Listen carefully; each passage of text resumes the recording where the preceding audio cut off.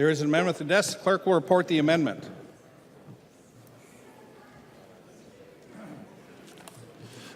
McQuaid moves to amend Senate File Number 3656, the second engrossment as amended. The amendment is coded A20. The lady from Dakota, Representative McQuaid.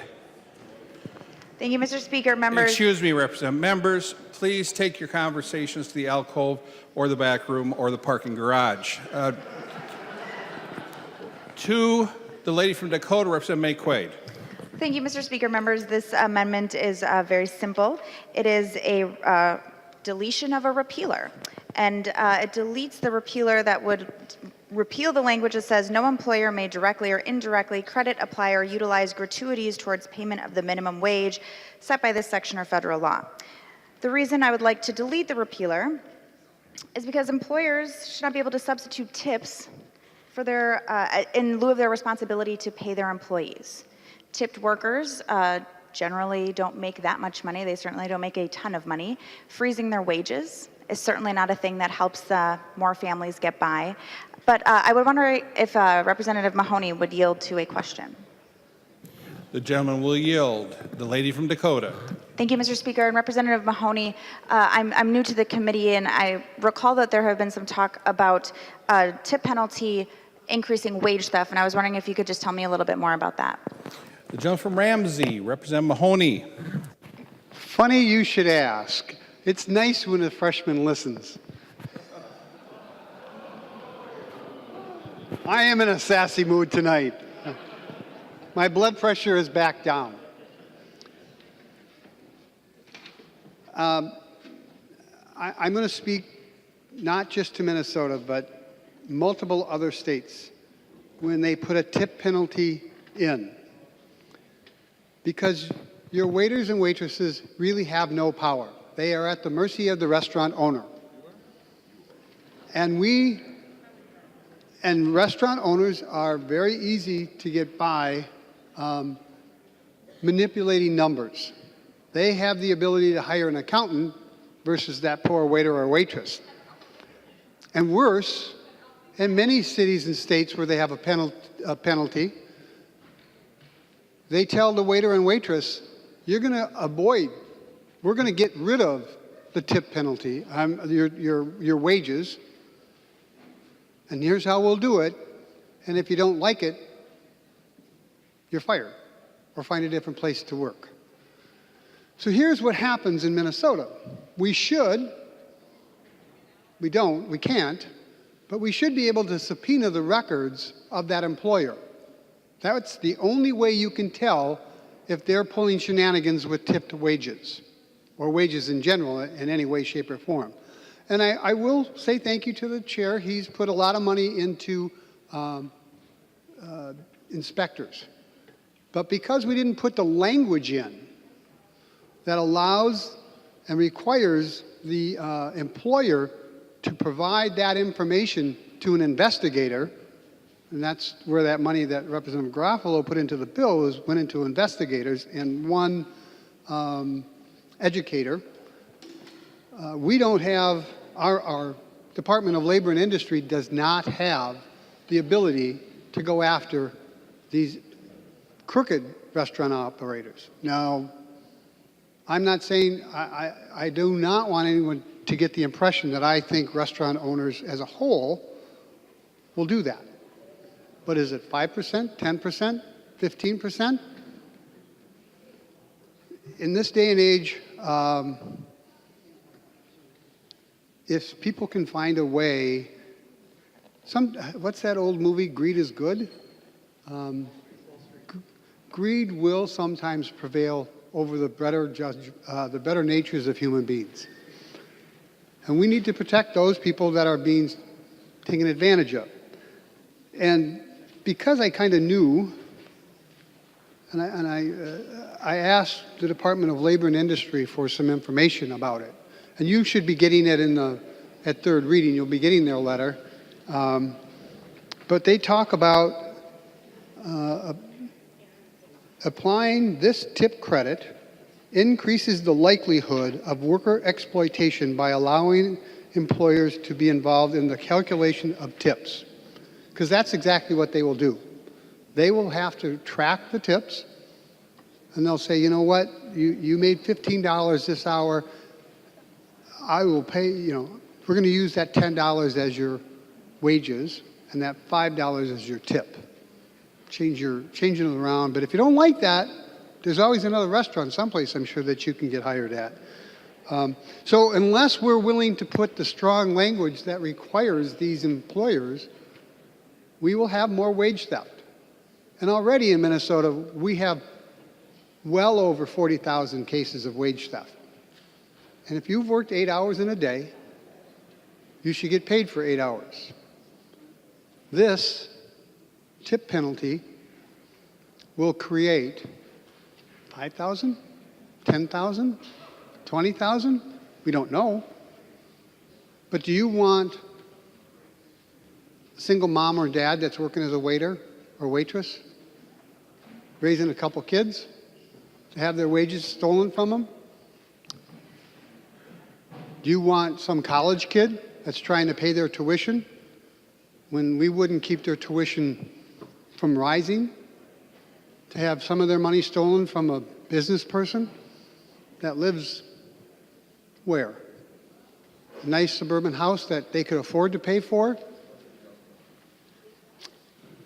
after they fixed up a little old fixer-upper. So members, I support the idea of pulling this particular language out and making sure that we can't enforce, or we can't put into play the tip penalty laws until we figure out a better way, because this way just allows waiters and waitresses to be taken advantage of even more. So members, I'm going to support this amendment, and I'd like to yield back to Representative McQuaid. The lady from Dakota, Representative McQuaid. Thank you, Mr. Speaker. And thank you, Representative Mahoney. I was not born yet when we phased out the tip credit or the tip penalty the first time. But every time things like this come up, raising the minimum wage, it's always, we're going to kill businesses, we're going to kill restaurants. That doesn't happen. That's not happening. The fact is, when people have more money, they have more money to spend. That is always going to be true. And when we heard the tip penalty bill in committee, a lot of the waiters and waitresses came up and said, I moved here from Wisconsin, where they have the tip penalty, but I live here now, and I bought a house, and I'm able to send my kids to college. Freeze my wages. Members, freezing the wages of tipped employees is not how we get Minnesotans ahead. Substituting tips, which is substituting wages for tips, flip that, it's late, is a responsibility of employers, not people who go to restaurants. Minnesota families do not get ahead when we freeze their wages. We've had debates on this floor about why people aren't buying homes. It's not regulations, it's things like this. No one needs their wages frozen. So members, this has been a long night, this is a long debate. This is not a good policy for Minnesota to have a tip penalty, but to avoid having a longer debate about preemption, I withdraw my amendment. The amendment has been withdrawn. Seeing no further amendments at the desk, the clerk will give the bill its third reading. Third reading, Senate File Number 3656, as amended. Third reading. The lady from Mauer, Representative Poppy. Thank you, Mr. Speaker. Members, the ag budget is really just a sliver of the total budget for the state. It actually comes in at 0.3% of the overall general fund spending. That truly underestimates the value and the benefit of agriculture in our state. 1 in 5 jobs are tied to agriculture. That's 20% of our economy that's tied to agriculture. And unless you don't eat... Excuse me, Representative Poppy, excuse me. Members, please take your discussions to the alcove or the retiring room. Representative Poppy. Thank you, Mr. Speaker. Ag production and ag business includes food, fiber, fuel. And unless you don't eat, and you don't wear clothing, and you don't drive a car, agriculture touches you. It touches 100% of us. Farmers and ranchers face difficult and challenging times. They have many factors that impact them. These external factors include weather, the market, politics, and public perception. It's generally recognized that agriculture is not highlighted and not showcased when they do things well or right, but if they do something wrong, you can be sure you hear about it. The earnest, hardworking, optimistic men and women who are our farmers and ranchers face challenges that many of us would find unfathomable. When international trade threatens their livelihood, they can watch their income significantly drop in a single day. When excessive heat or drought or excessive rain, extreme weather impacts them, they are directly impacted by that. We might all talk about the weather and just lament what is happening, but farmers are concerned about how it's going to impact their crops and their ability to feed their families and to be able to do what they need to do within their livelihood. Farmers and ranchers have to brace for the inevitability of what can be done to them throughout many different aspects. In Minnesota, we're proud of the fact that we're #1 in turkeys raised and sugar beet production. We're #2 in hogs, we're #3 in soybeans, #4 in corn, and we're 5th in the total value of our ag exports. Our economic health and well-being is directly tied to the health and well-being of our agriculturalists and our farmers and ranchers. This is never more evident than we find in our small towns and rural communities. And if you think that there's a rural-urban divide, you couldn't be more wrong, because in our metropolitan area, we have a lot of industry and production and large Fortune 500 companies that were based and founded in agriculture. The importance of our farmers doing well and them being able to make it through the stressful times is important to all of us. Even our modes of transportation, including cars and trucks and boats, ships, planes and trains, are all buoyed by a strong ag economy. Today, the bill before us spends a sliver of the state's budget surplus. It wisely uses the limited funds to provide greater access to mental health counseling and farm advocates. The ag finance portion of this bill is a good bill, but the controversial ag policy provision that requires the state to provide approval for the groundwater protection rule, should be removed. When farmers do something well and right, it's rarely noticed.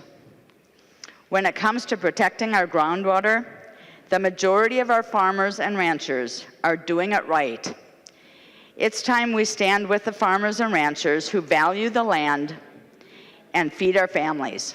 Good stewardship is more than a motto for them, it's a way of life. Working together by helping to understand and engage to make good, workable policy that highlights their farming practices should be our goal. Farmers recognize that together we can work and we can make good decisions and we can all be part of the solution. I think it's time for us to move forward with that in mind. Thank you, Mr. Speaker. The gentleman from Pope, Representative Anderson P. Thank you, Mr. Speaker and members. It seemed like only yesterday we were starting in on these bills today, but anyway. Thanks for the debate, and one person I forgot to mention, my apologies to Harry Miracle, the GOP researcher that helps out on the ag bill, so thanks to Harry. He came out with us to a series of town hall meetings, I think it was a year or so ago, and really got into it and really appreciate the work that Harry does with the committee. Thanks for those comments on agriculture, Representative Pompey. I totally agree that ag is the backbone of our state's economy, and we're facing some challenging times right now. And as you mentioned, the limited funding we had in this bill will go to help farmers to try to work through these times and to give them some help on the mental health side and help see them through this. You mentioned the topic on the nitrogen rule. It's been debated a lot in committee and on the floor. And I've said the second revision of that bill is much improved, and I think there's going to be some good things coming out of that. And I would just say that again, I think because of some mistrust built up between the ag community and the administration, I think that's why we're still wanting to have that bill come back here for final approval. But with that, Mr. Speaker, we've talked about the bill earlier. It's a good bill, spends the limited funds we have wisely, and I would urge a green vote. Thank you. The gentleman from Kuchiching, Representative Eklund. Thank you, Mr. Speaker, members. Minnesota Statute 89.002 requires the Minnesota DNR to reforest all harvested acres on public lands.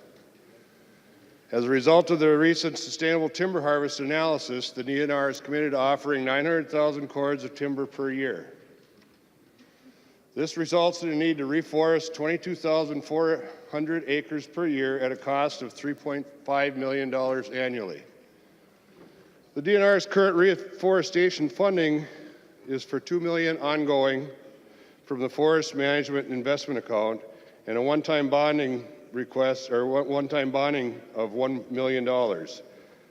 These bonding funds will be spent by the fall of 2018.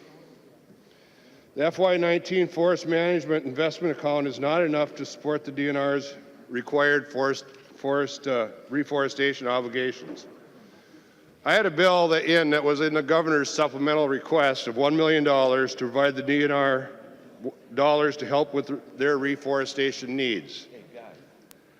When the DNR announced the 900,000 cord cut earlier in the year, we heard a loud and clear message from the timber producers that this wasn't enough for the timber industry. And I agreed with that. I still agree with that. I think we could increase our timber harvest to 1 million cords, but that's another story. But we also need to give the DNR the tools to provide a better plan to increase the harvest on public lands through reforestation. Mr. Speaker and members, I am disappointed that we do not provide the DNR with the tools they need to reforest the harvested lands in our public lands portfolio. Thank you. The gentleman from Ramsey, Representative Fisher. Thank you, Mr. Speaker. I rise because while this bill covers many, many different subjects, one of the things that it did not cover was anything to address snaring. This is an issue that I've had many people in my district contact me on over the last few days, and it's also an issue that has been something that has got people from both sides of the aisle supporting, is trying to restrict snaring. We've seen a number of issues over the last couple of months. There was the newspaper report of a wolf that was snared in Duluth and walking around Duluth with its front snared and had to be put down. Just a few days ago, there was a report of a sow bear that was caught in a snare. The problem with snares is that they are not targeted toward one animal. They catch many other animals that are not targeted, whether they be dogs, pheasants, songbirds, moves, etc.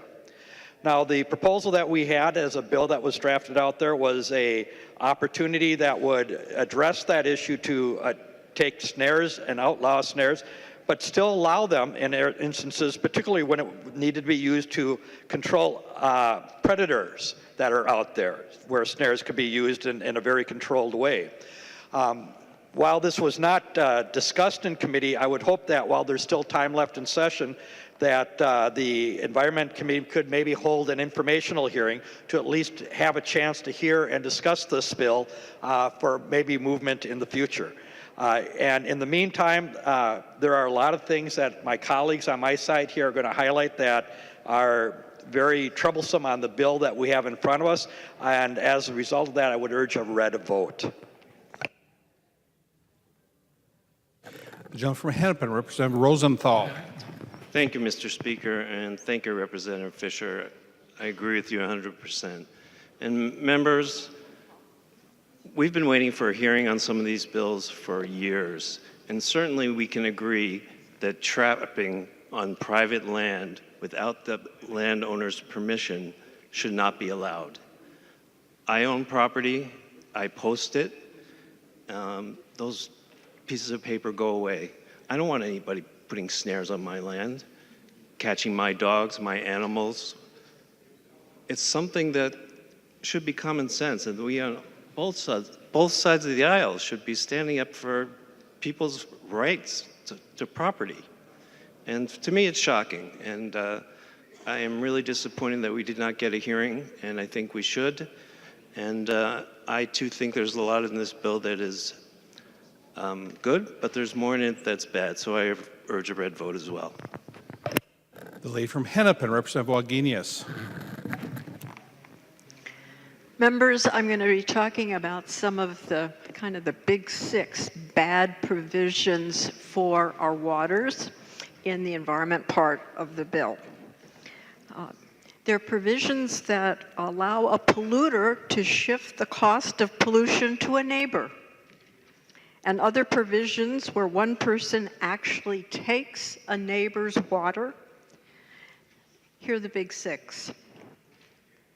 We have talked a little bit about one of them, and that's where wastewater treatment systems, both municipal and industrial, must upgrades if water standards are more protective. That's current law. But now with this, they get a free pass for 16 years. And the reason is, and we've heard this again and again, advocates said, oh, well, we just don't have enough money, so we're going to pollute rather than to protect waters. But those of us who drink the waters, those of us who drink Mississippi River water are willing to help pay the bill. It would be cheaper for us to pay for new standards than to upgrade our drinking water systems that are going to have to deal with more polluted waters. The big expense you are hearing about in wastewater treatment is not the upgrading for standards. It is because our infrastructure is old, pipes are breaking, and we just haven't been investing in infrastructure for years. That's number one. Number two is our current laws are based on fair share. Everybody in Minnesota gets their fair share of water. This bill prohibits the DNR from requiring any tests on the amount of water available in an aquifer or adding any conditions when water levels are down. When someone wants to transfer a permit that they have for a big well to someone else. That means that person has, say the aquifer's down, that person who wants to transfer will have rights to water and the neighbor will have less water. Getting rid of the fair share idea, law that we have had is a very bad idea. It's very unfair. On page 103 of the bill, there is a White Bear Lake Stop the World, I Want to Get Off provision that says the DNR cannot enforce a court order that protects White Bear Lake until July 2019, even if the lake drops precipitously. Say we have a dry summer. And you have to ask why. I mean, the appropriate, this is from a court order, the appropriate response would not be to come to the legislature, but to appeal the court decision. But apparently there's some folks who don't want to face the fact that the groundwater, the drinking water, White Bear Lake is actually a limited resource, and there are going to have to be some changes in its use. Number 4 is the bill prohibits the PCA from making rules about demolition debris landfills. That means a landfill that is leaking underneath into the groundwater can pollute a neighbor's well. Too bad, neighbor. You're not important. The bill also says no permit is needed for an activity that actually conveys water from one water body to another. And geez, that sounds like it's okay, doesn't it? But what we heard in committee was the testimony that there's a very big polluted lake in North Dakota called Devil's Lake. And if you don't require a permit, then Devil's Lake can be drained into Minnesota without a permit. That's just not smart.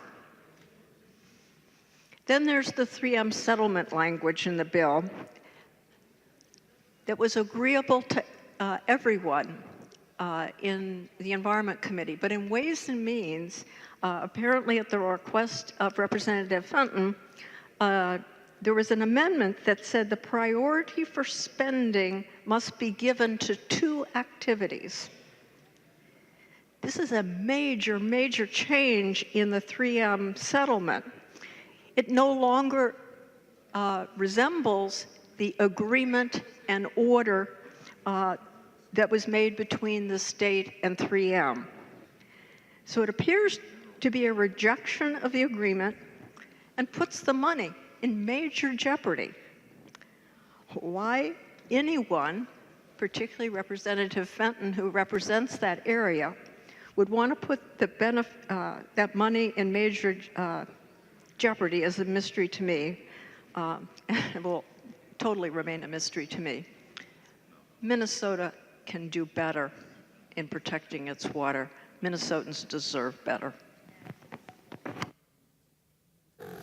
The gentleman from Rosso, Representative Fabian. Thank you, Mr. Speaker. Members, the environment portion of this bill is a good portion of the bill. Just a couple of things that I do want to point out one more time, and that is the money that we're spending on the chronic wasting disease testing and enforcement. That's a very good provision. We take it very seriously. Some of the other things that we talked about earlier, I don't think I'm going to go through those again, but I do want to just touch on one thing. Representative Eklund was talking about forestry.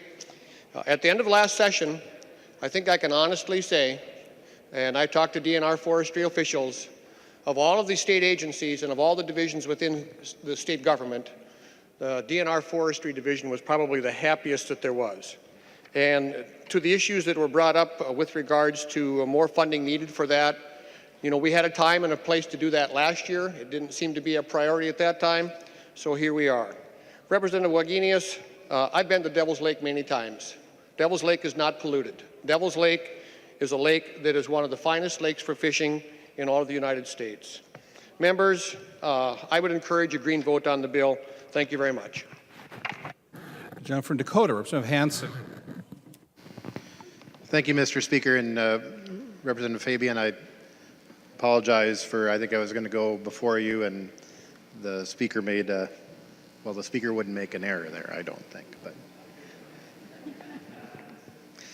But members, and a couple things. Representative Wagenius pointed out the 3M. We didn't discuss that very much. I know during the debate on another section of this omnibus bill, there's many sections, multiple sections of the bill. Representative Franke asked, is there anything in this legislation that puts the 3M settlement at risk? And there is. It's the Fenton language in the environment section, and I encourage you to look at that because I think it puts that settlement at risk. Members, during the debate, I was going to try to keep track of the number of times that the word stakeholder is used. But instead, I decided to look in our Constitution to see if it's used in here at all. Is the word stakeholder used in our Constitution? No. People. We represent people. We don't work for stakeholders. We don't represent stakeholders. We represent people. Heard during the debate, well, the stakeholders hadn't, they decided to ask for another year because they had come together and we should wait for the stakeholders to work it out. We should wait for the stakeholders to work it out. Now, I know it's late. People probably aren't watching at home. I've been here a while now, and there has been a change. There has been a proliferation of task forces. There has been a proliferation of stakeholder groups. And there has been an abdication of our responsibility as representatives to represent people. And we can look at all these sections: agriculture, environment, jobs, energy, state government. And stakeholders were discussed during all that. Let's call them what they are: special interest. They're paid to be here. Now, some are probably still out in the hallway. They're not out there as much anymore because of the technology that we have.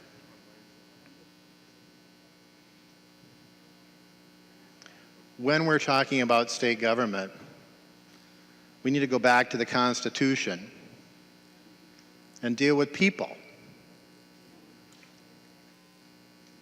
We need to have hearings and do our job of going around the state with committees and seeking public testimony. Not punting the decision to stakeholders to come work it out and then expect us to just do what we're told by the stakeholders.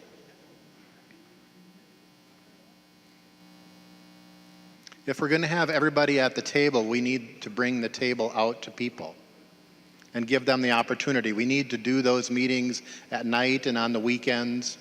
We need to go when people are, where people are when they're not working. We need to involve them. You shouldn't have to pay a lobbyist to get your position heard in our state. You shouldn't have to pay a lobbyist to get your position heard. You shouldn't have to know a guy. You shouldn't have to know a lobbyist. We should reject this bill. Start over. I think change is coming, folks. We keep holding on to this same model. We keep changing how many of these we do, but not how we do things. And the people are restless. The public is restless, and a change is going to come. There'll be different people here next year, different people in the hallways, different people coming to our public meetings. They're already asking for more. So we can have the same debates, have the same lobbyists, provide the same lobbying talking points, the same stakeholder stuff. Or we can take the risk of listening to people. If we do that, we wouldn't pass this bill with all the stuff in it. They're crying for us to follow the Constitution, single subject, rather than the Omnibus bill. And yes, I know we've done it too. But we have to do things differently. Our constituents are asking us to do that. And we need to listen. So vote red. The gentleman from Roseau, Representative Fabian. Chairman Fabian. Thank you, Mr. Speaker. Well, Representative Hansen, here we go again. I know a guy. You talked about doing stuff at night. Well, I brought my flashlight along this year. Our committee has not been meeting at night, okay? I know a guy named Representative Fisher. Representative Fisher knows a bunch of people in his district who came to him with an idea about how to improve water quality and so forth in his area. That guy has got a provision in this bill. I know a guy named Representative Rob Eklund. He's got a bunch of ATV and Representative Lehman. They have ATV and snowmobile enthusiasts in their area. They came to me with an idea about provision to put in the bill. It's in the bill. I know not a guy, but a woman named Representative New. She had some constituents. You talked about people crying out. You remember the committee hearing we had? I do. People literally were crying from the testimony that people brought to her and brought to our committee. I know a guy named Representative Jim Nash. We saw the people that he represents in the gallery tonight, this afternoon. Members, you're representing people. Each and every one of you has about 39,582 people in your district. Every single day, those people are contacting you with ideas and thoughts and things that they would like changed. And it's your job to bring those ideas to this body and do the deliberative work that we do here. Representative Anselmo, he's got some people who are passionate about too much salt on our roads. Are those citizens? Oh no, they're stakeholders. No, we can't be a stakeholder, we can't be a citizen. These are people. The farmers in my district, they belong to organizations like the wheat growers, the Cattlemen's Association, the soybean growers, the corn growers. They're stakeholders. They belong to a group and they have a voice down here. I challenge any one of you to raise your hand if you can honestly tell me that the people in your district are not represented by somebody who comes down here, because your people are back home in your home communities doing the work that they want to do and need to do to support their families. I know a person in this body named Representative Sandstead. She came to me and I told her, you know, I'm not sure that I can hear the bill. And I talked to her about my park situation, and she says, well, you're talking about funding, I'm talking about losing a park. Do those people back up there at the Hill Annex Mine, do they have a voice down here? I think they do. We tried to address the situation in the bill as best we could. So the narrative that somehow what we do around here is wrong, and it's in the dark of the night, it's not right. It's not correct. So if you want to politicize the process, and I understand that, I'm willing to do that from time to time, it's not correct.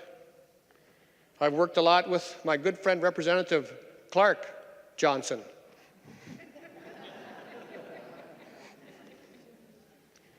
We don't always see eye to eye. My good friend Representative Hornstein, what kind of a committee do we run? Well, that's a rhetorical question. You know what we do. We do good work in there. And to somehow pick at a couple of little things, Representative Clark, Karen, we get along marvelously. We don't always agree. Talk about being able to do better, you doggone right we can. And I'm guilty of some rhetoric once in a while, I agree. Heard people talk about snaring and trapping. Wasn't long ago we were in the back room kind of giggling and laughing together. We can do that stuff. But this notion that the people back home who can't drive 360 miles one way, although I've had people come down here, they've left Lancaster, Minnesota at 4 o'clock in the morning so they could be here for an Ag Committee hearing. They do the 15 minutes sitting at the table if they get that much, and they drive back home. And when they leave, what do they say? Thank you, Representative Fabian. And each and every single one of you has had someone who's told you thank you on a personal level for what you do. Well, congratulations to you for representing your constituents. This is a good bill, people. Okay? Is everything in here perfect? No, it's not. But this is a good bill for the environment. It's a good bill for the people of the state of Minnesota. Thank you very much. The lady from St. Louis, Representative Olson. Thank you, Mr. Speaker. I actually think this transition is actually a really beautiful one. I'm going to talk about the state government finance bill, but I loved the setup that this is about the people. This is about being the voice of the people. And I hear what you say, and that really resonates with me, absolutely does. And so when we pivot to the portion of this omnibus bill that we're discussing tonight, the state government finance bill, and we think about it through the lens of the people and the people in our districts and the people across Minnesota, I'm deeply troubled by this bill. It is a 7% cut bill to our state agencies. And when we just use that blanket statement, it doesn't get at the heart of what this is. This is cutting people's jobs. This is cutting the services they rely on. This is making government less responsive for them. And just to put a finer note on that, when I was looking at one of the cuts that I know a number of folks are going to probably speak to, one of the bigger cuts, which is a 30% cut to the Department of Human Rights. I wanted to know a little bit more about that department, what it's done and what its history is. So in doing so, I also learned that it was started by a Republican governor back in 1967. And in Governor Lavander's inaugural address, before he'd set up the Department of Human Rights, he talked about his vision for what our government does here. And I'm just going to share just briefly a couple of things. He says our new problem solvers must also be willing to cooperate. The problems of a mature Minnesota stretch beyond our towns, our counties, and districts. They are problems of all of us. This is something in a bill in front of us that cuts 7% from state agencies will impact all of us. And furthermore, when we talk about the services we need to deliver, he goes on to say that as a state, we have proclaimed our share of platitudes, and we have made our share of hurried, self-comforting gestures of interest. I think about how many times we say we stand for equity, or we stand for a more efficient and better government, but we put forward bills like the one we see today that do the opposite of what we say we're for.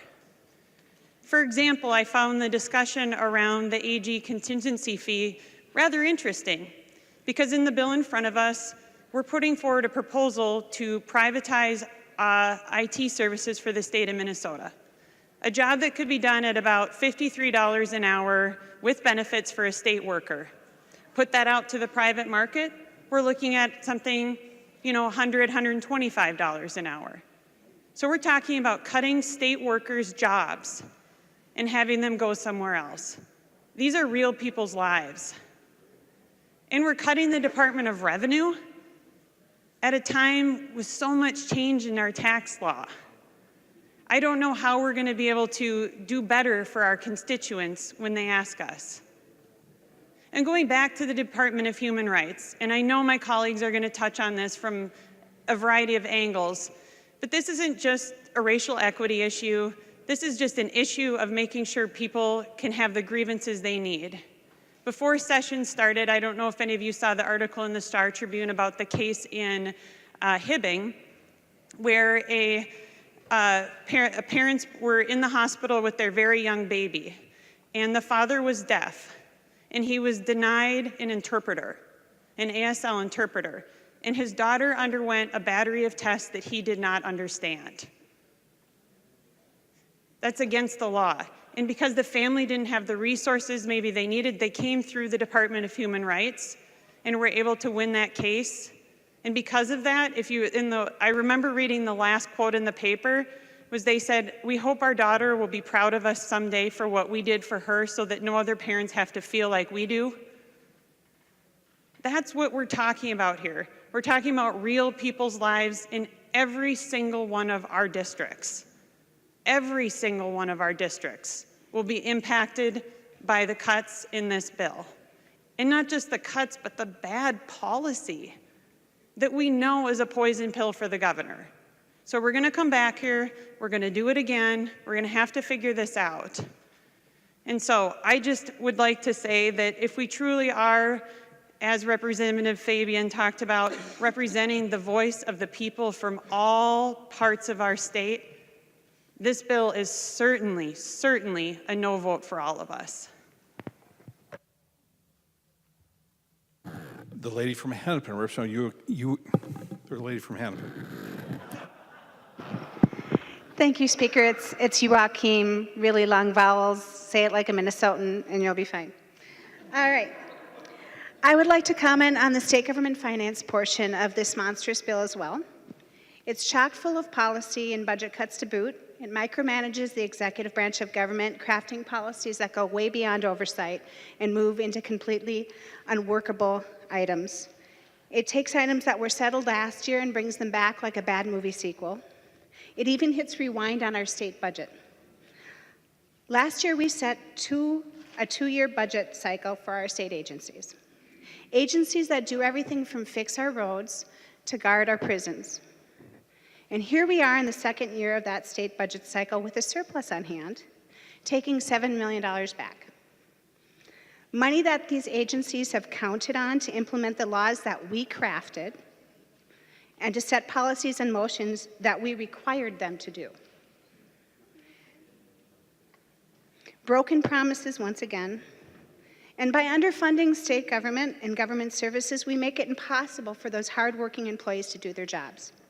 In the Department of Human Rights case, their budget's getting cut by a whopping 30%. And I listened to that hearing, and it was pretty incredulous. But this budget pushes the limits of fiscal stability, borrows from different funds, and uses money that may never materialize. In this budget, you're fixing things that aren't broken, like moving the Information Policy Analysis Division from the Department of Admin into the Office of Administrative Hearings. Neither group asked for this change, and they both have concerns about that move. You force changes where they're not welcome, and will sure to garner a veto. Take your restructure bill of the Met Council.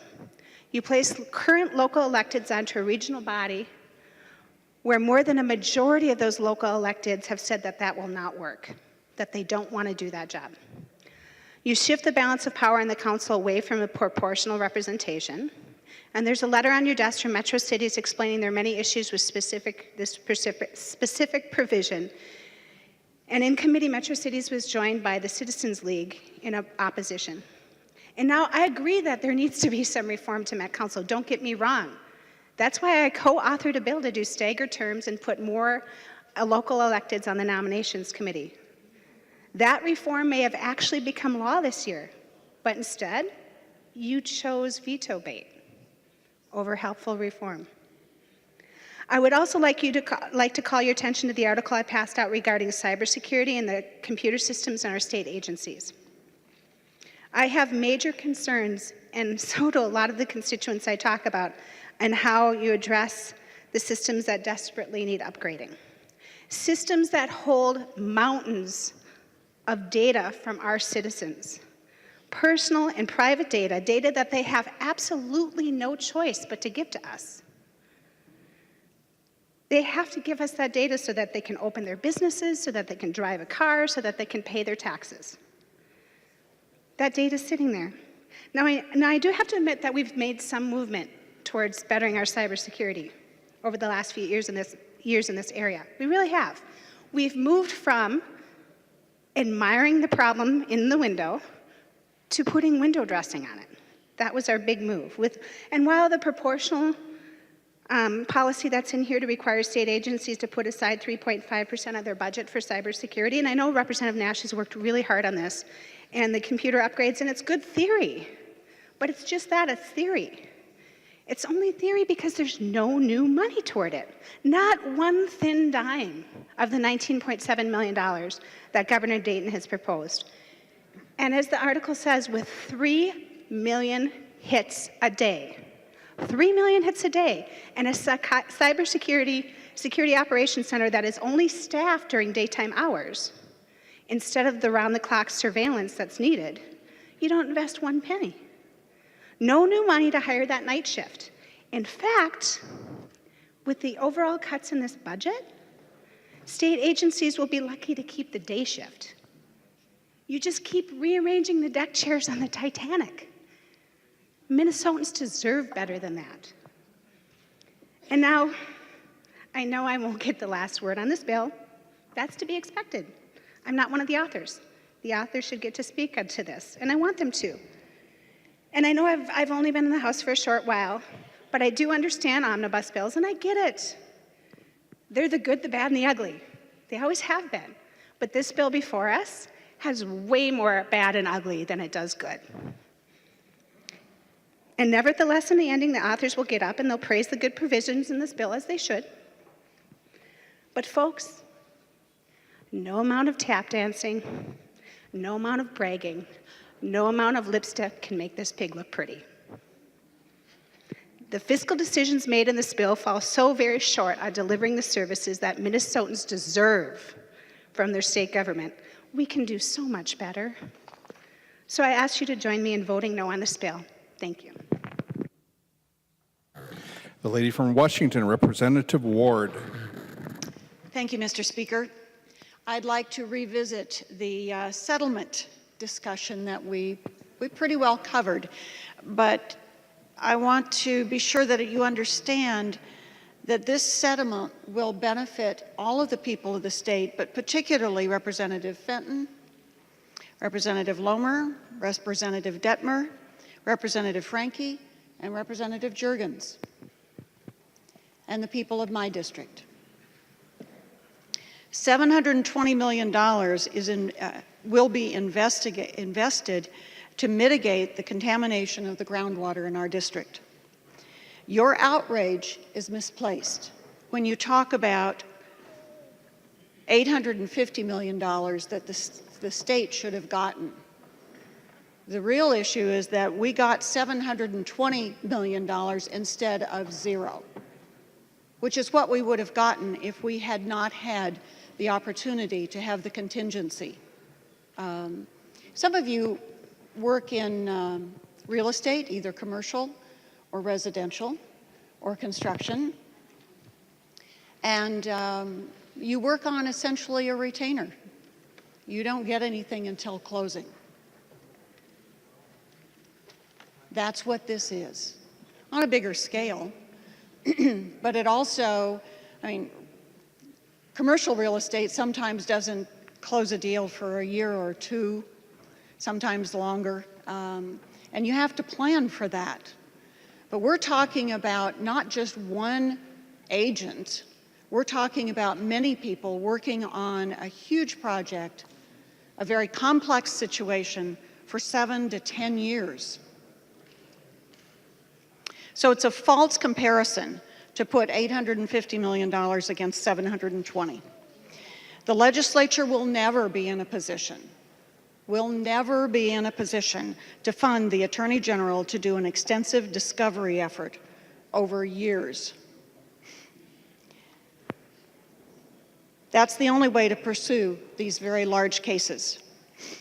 There will be large public health issues in the future. I remember stories from 3M. 3M's a good neighbor. They've been very honorable in following up and making things right. But when these chemicals were discovered, created, there were vats of this stuff at 3M, and people put their hands in it and say, see, it's fine, it doesn't hurt. I remember seeing pictures of people when oil wells were blowing up and they're essentially bathing in it, not realizing what it was doing to their bodies.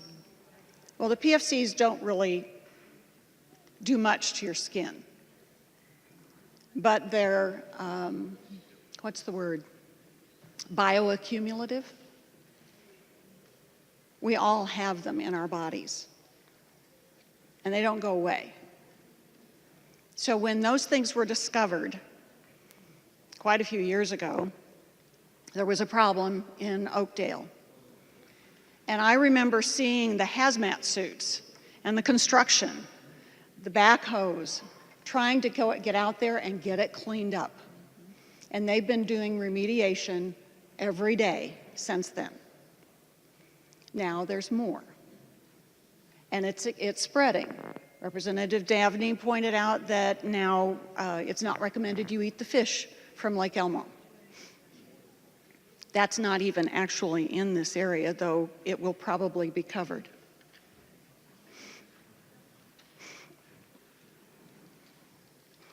So, if the legislature will never be in a position to do these large, or to fund these large cases, then our Attorney General is not ever going to be able to do this.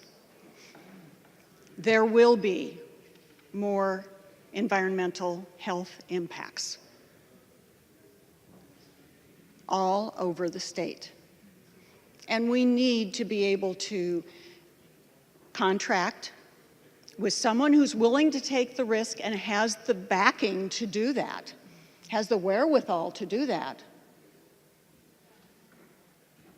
That's the only way that it's going to be resolved, that we're going to be able to protect the health and safety and the well-being of the residents of the state of Minnesota. And I encourage you to recognize the value of this and that we can't go forward the way this bill is. The lady from Hennepin, Representative Flanagan. Thank you, Mr. Speaker. I rise to express additional disappointment in the cuts to the Department of Human Rights. I find it interesting, and I use the word interesting in the way we use it as Minnesotans. I find it interesting that while the Department of Human Rights will lose about 1/3 of its overall base, that the State Cloud Office is being held harmless. That's interesting. In 2017 alone, the Department of Human Rights investigated a case in 58 of Minnesota's 87 counties, which tells me that unfortunately, discrimination happens everywhere in the state of Minnesota. This is discrimination based on age, race, disability, sexual harassment. This impacts the ability of the Department of Human Rights to enforce equal pay, which I think affects everyone in the state of Minnesota, as well as ban the box and the opportunity for our fellow Minnesotans to have second chances, which should be important to all of us. And in fact, the Department of Human Rights for some individuals represents the only viable means of protecting their legal rights.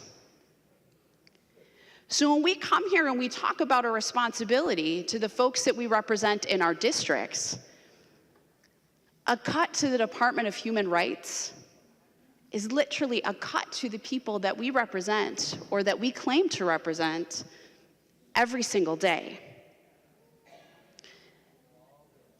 I think the Republican majority is sending a very clear message to people with disabilities, to elders in our community, to people of color, to people who deserve second chances, that they're simply not worth investing in.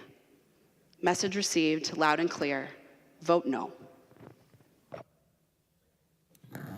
The gentleman from Hennepin, Representative Hornstein. Thank you, Mr. Chair and members, and I also want to address this issue of human rights. And I want to start by also thanking Representative Anderson and Representative Davney. I think that the addition of the question on caveats is very, very important because it speaks to historical memory. And Representative O'Neill gave such a heartfelt discussion about that and how it's impacted her own family. And so historical memory is very, very important. We don't want to repeat those mistakes of the past. And I've been thinking a lot about my dad lately in this context. It's been 10 years ago this week that my dad passed away, 20 years ago in August that my mom passed. And my dad was a Hungarian Holocaust survivor. When the Nazis marched into his town, his mom and sister were taken to Auschwitz and murdered. He was taken to a forced labor camp where he escaped and was basically one step ahead of his Nazi captors for quite a few months. He finally hid out. Someone on a farm took him in. He hid out in a hayloft the last few months of the war and was liberated by the Russians. Then the Russians arrested him because they thought he was a Nazi. And they let him go once he spoke Yiddish to the Russian soldiers. Then they were convinced that he was Jewish. My mom was Polish, and she also escaped from a forced labor camp, hid out on false papers, and towards the end of the war, her experience was joining the Polish partisan resistance. At the end of the war, there was an uprising in the city of Warsaw, and I don't know how she survived, but they were in the sewers underneath the city, and the Nazis were throwing grenades into the sewers. And everyone around her was dying or were seriously injured, and somehow she came out of that. And so they met on a train going to a refugee camp in Germany after the war, and got a medical education in Germany, and then came to the United States and built a life here, as so many immigrants have done, a good life here. I remember my dad always saying, "Best country in the world, Frank. This is the best country in the world." And, you know, he didn't know much about American traditions, but he knew you flew the flag on July 4th above our porch. And so I've been wondering what my late parents would think about what's happening in the country now. You know, we had this march in Charlottesville where thousands of people were marching by a synagogue and saying, "Jews will not replace us," with torches and Nazi-type salutes. And the president had a difficult time fully condemning that, saying there were good people on both sides of that demonstration. And so I think they would be very disturbed about what's happening in the country that they and I love so much. And so it's kind of in that context that I'm so concerned about, as Representative Flanagan said, the message that we are sending to many people who are living in fear right now, who feel very vulnerable right now in terms of what's happening. And so that is borne out in some important statistics that I touched on a little bit in Ways and Means Committee. Just this month, the Anti-Defamation League has indicated that there is a 60% increase in anti-Semitic incidents this year over last. 60%. Our local Jewish Community Relations Council has documented similar increases right here in Minnesota. There's a 15% increase in hatred and Islamophobic incidents that the Muslim community is reporting. We had a firebombing in a mosque in Bloomington over the summer, a firebombing. We've also, the FBI is documenting increases in hate crimes that involve the LGBTQ community. 44% increase in incidents, hate incidents involving transgender women, and particularly transgender women of color, are, I think, under particular stress right now with what's going on in the country. People of color, indigenous people, their organizations that they report to in terms of hate crimes, and police also documenting increases in recent years. Everyone is affected by what's going on in the country. So that's why I find a 30% cut to the Department of Human Rights so oddly out of place. And we mentioned, and you know, Representative Moran, you mentioned and spoke so eloquently about gender issues and gender bias. You know, this is the moment of the Me Too movement, and we're talking about sexual harassment again on a bipartisan basis. We're hopefully going to make some progress on that this year. But these are the kinds of things that this department investigates and is responsive to. So we are in a historical moment, and I don't know really how this is going to turn out. But we have to do everything we can to combat the politics of hate. And we need to do that together. But Representative Flanagan was right. This sends a message. A message I think that is oddly out of step with what needs to happen in the country right now. It is unnecessary, and it sends the wrong message to communities that are fearful and vulnerable right now. And so this is reason alone to vote no. But there's many other reasons that my colleagues have outlined and will continue to outline. And this is one of the main reasons I will be voting against this legislation. Thank you, Mr. Speaker.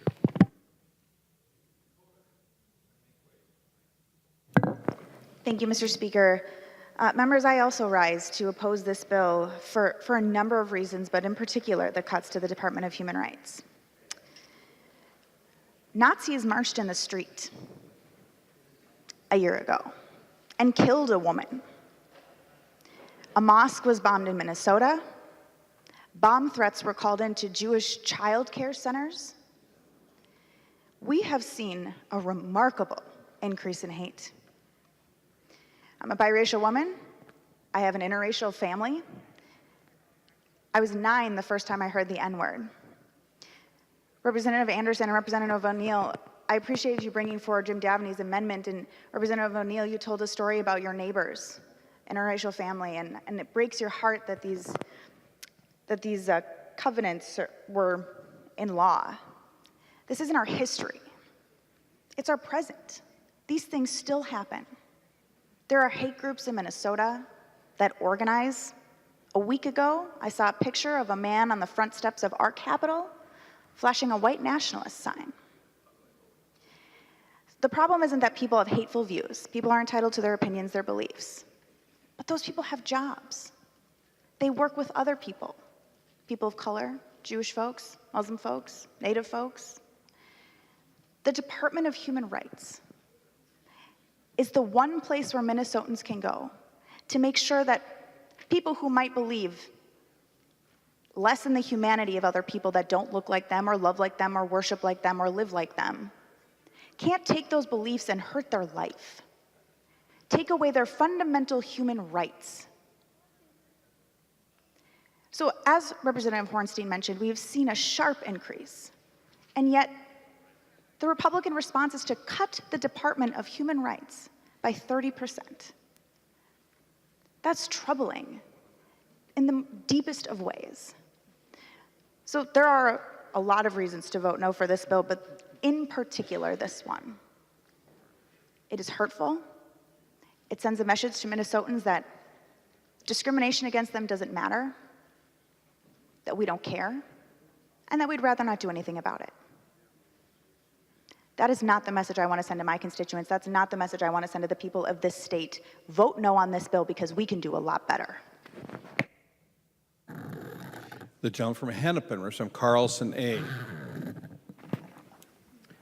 Thank you, Mr. Speaker. Members, we've heard some mention of the bombing at the Dara Farouk Center in Bloomington, and I'm just going to take a few minutes to bring you back to that day because I remember it like it was yesterday. So on Saturday, August 5th, the Dara Farouk Islamic Center in Bloomington was bombed. It was bombed. And I spent the day trying to figure out how I could be of service, how I could help this community. And through being on the phone all morning long, it became clear that the best thing to do was just wait until the next day. Let the investigation, the police officers and the first responders do their jobs. The next day, state and local leaders from the faith-based community were able to get a tour. And it's what you would expect from when a building is bombed. Luckily, no one was hurt. Thank God no one was hurt.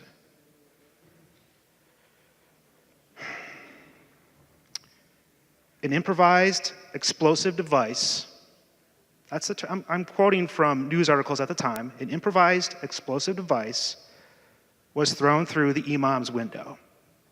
He was targeted in this attack.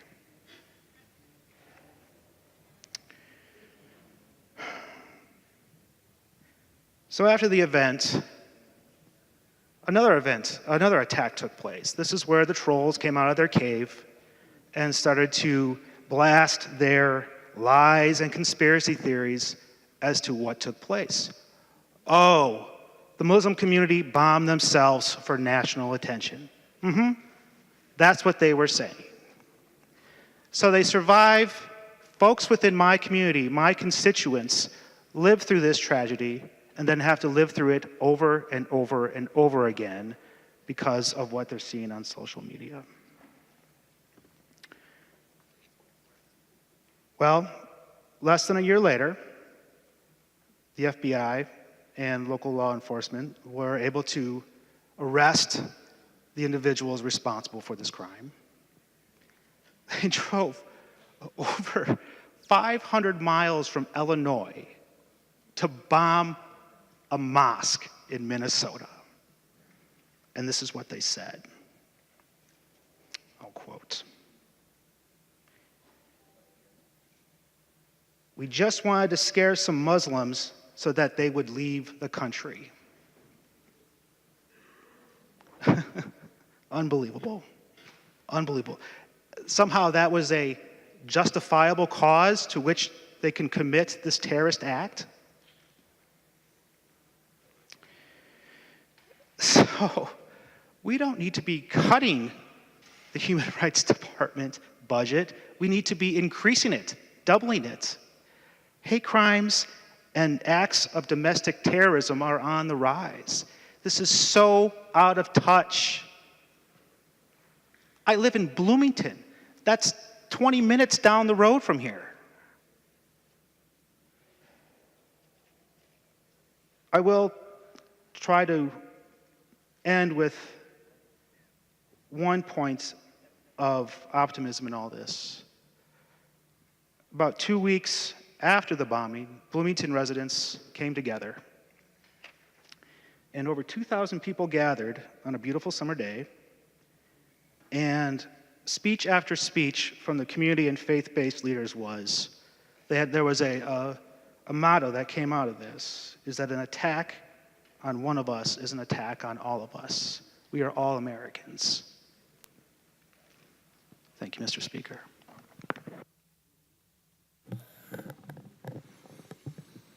The lady from Ramsey, Representative Murphy E. Thank you, Mr. Speaker and members. There's a woman I know who is always urging me to use real talk. She says, use real talk in your politics, which I think is kind of funny, especially here when we don't often hear real talk from people. Tonight, I think we heard some real talk from our colleague, Representative Mahoney, and I thank him for that.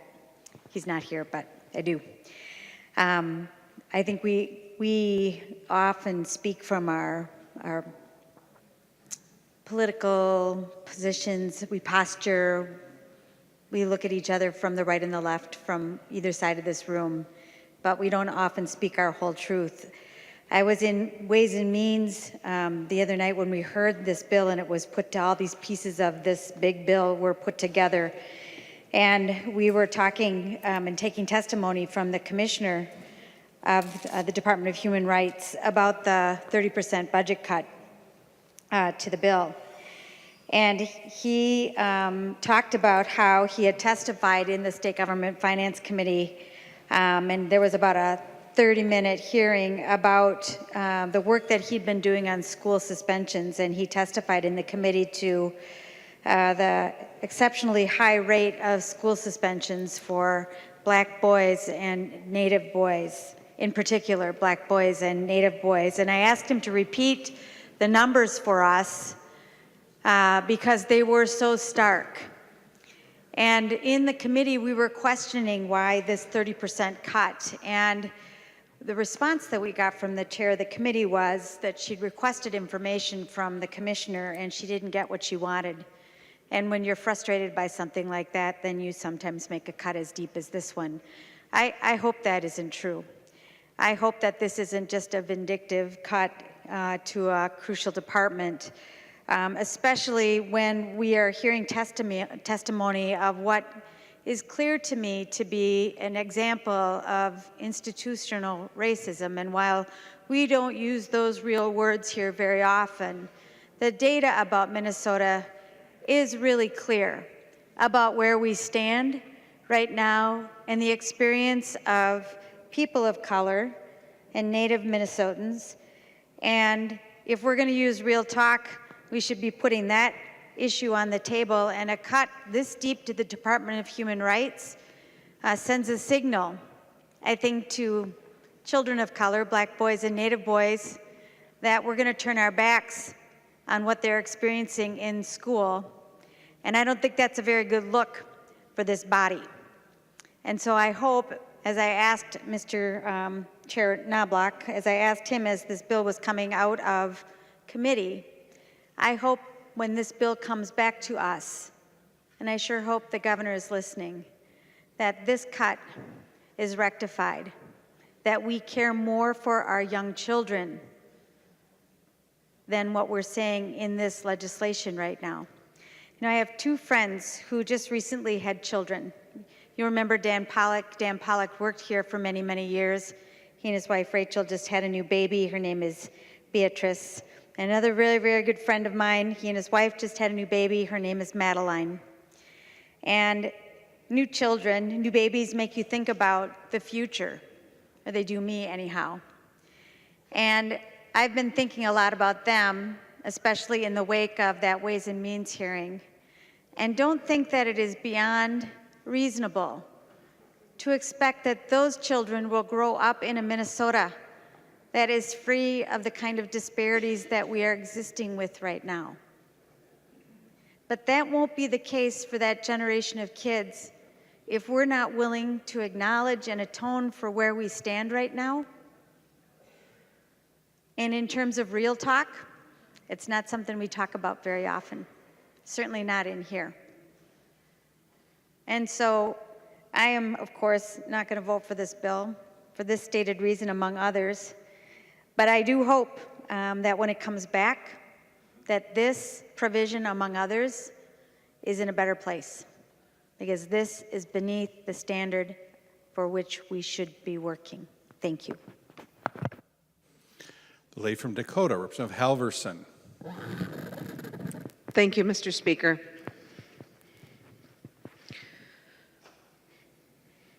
Oofta.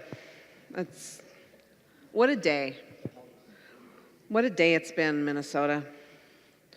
I'm sure the folks inside this chamber and outside this chamber, their heads are spinning because we've gone from subject to subject to subject. We're trying to tackle some really big issues and some really significant issues of justice in this state.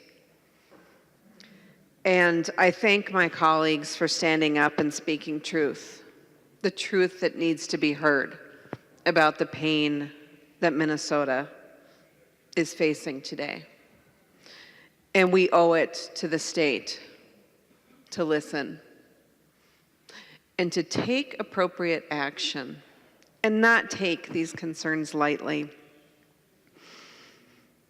So I heard my colleagues.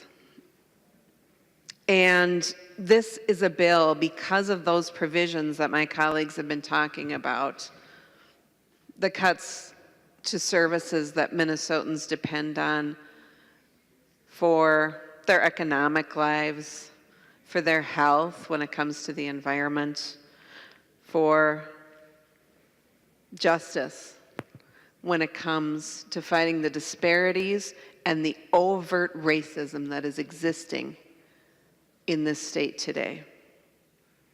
These are risks to our state. And because of that, this bill is at risk. This bill is at risk of coming face to face with a veto. Representative Olson handed out a letter from the Minnesota Department of Management and Budget listing grave concerns from the governor about this bill. And that upsets me and concerns me because there's really important stuff that we have to deal with in this bill. And specifically, there's a little piece of good news in here that we have to protect for the safety of Minnesota's elections. Earlier this year, the OLA issued a report on voter registration in Minnesota. And we got a lot of good news about voter registration in Minnesota, but we also got a dire warning about cybersecurity and voter registration. And we got this warning from the Office of the Legislative Auditor, whose #1 recommendation was upgrade and modernize your statewide voter registration system. And this is extremely important, not only because the OLA is saying this, but because the Department of Homeland Security has briefed the state of Minnesota numerous times on risks to our cybersecurity with regard to our voter registration system. There's documented evidence that individuals acting on behalf of the Russian government, does that give you chills? Did some phishing on our voter registration system. Now, they weren't successful. It wasn't an official hack or anything like that, but it really emphasizes that we have a system that could potentially be at risk, and it is our duty to make these needed upgrades. We're having these discussions, and lo and behold, the federal government comes through and says, Minnesota, we're going to give you some money to upgrade your system. Kind of like magic. That doesn't happen very often. And so there's a little bit of state dollars that we're going to match with these federal dollars, but basically what we were asking for with regard to the OLA report was handed to us by the federal government, and they need legislative approval in order for those funds to be released. And that is sitting here in this bill that is potentially going to be vetoed. And it's sitting here in a bill that a lot of us can't support, which is really concerning. And so my plea to my colleagues is to find a way to keep this safe. This has to happen this year. The people of Minnesota are depending on us to keep our voter registration system secure. And the people in Minnesota are depending on us to be good fiscal stewards and to make sure that the resources that we are being offered in order to upgrade this system, the system that works very well for Minnesotans, is there for us. And so this is my plea to all of you as we talk about the concerns about this bill, and as we talk about what might happen to it when it leaves this chamber, when it goes to conference committee, when it comes back. Find a way to protect this provision.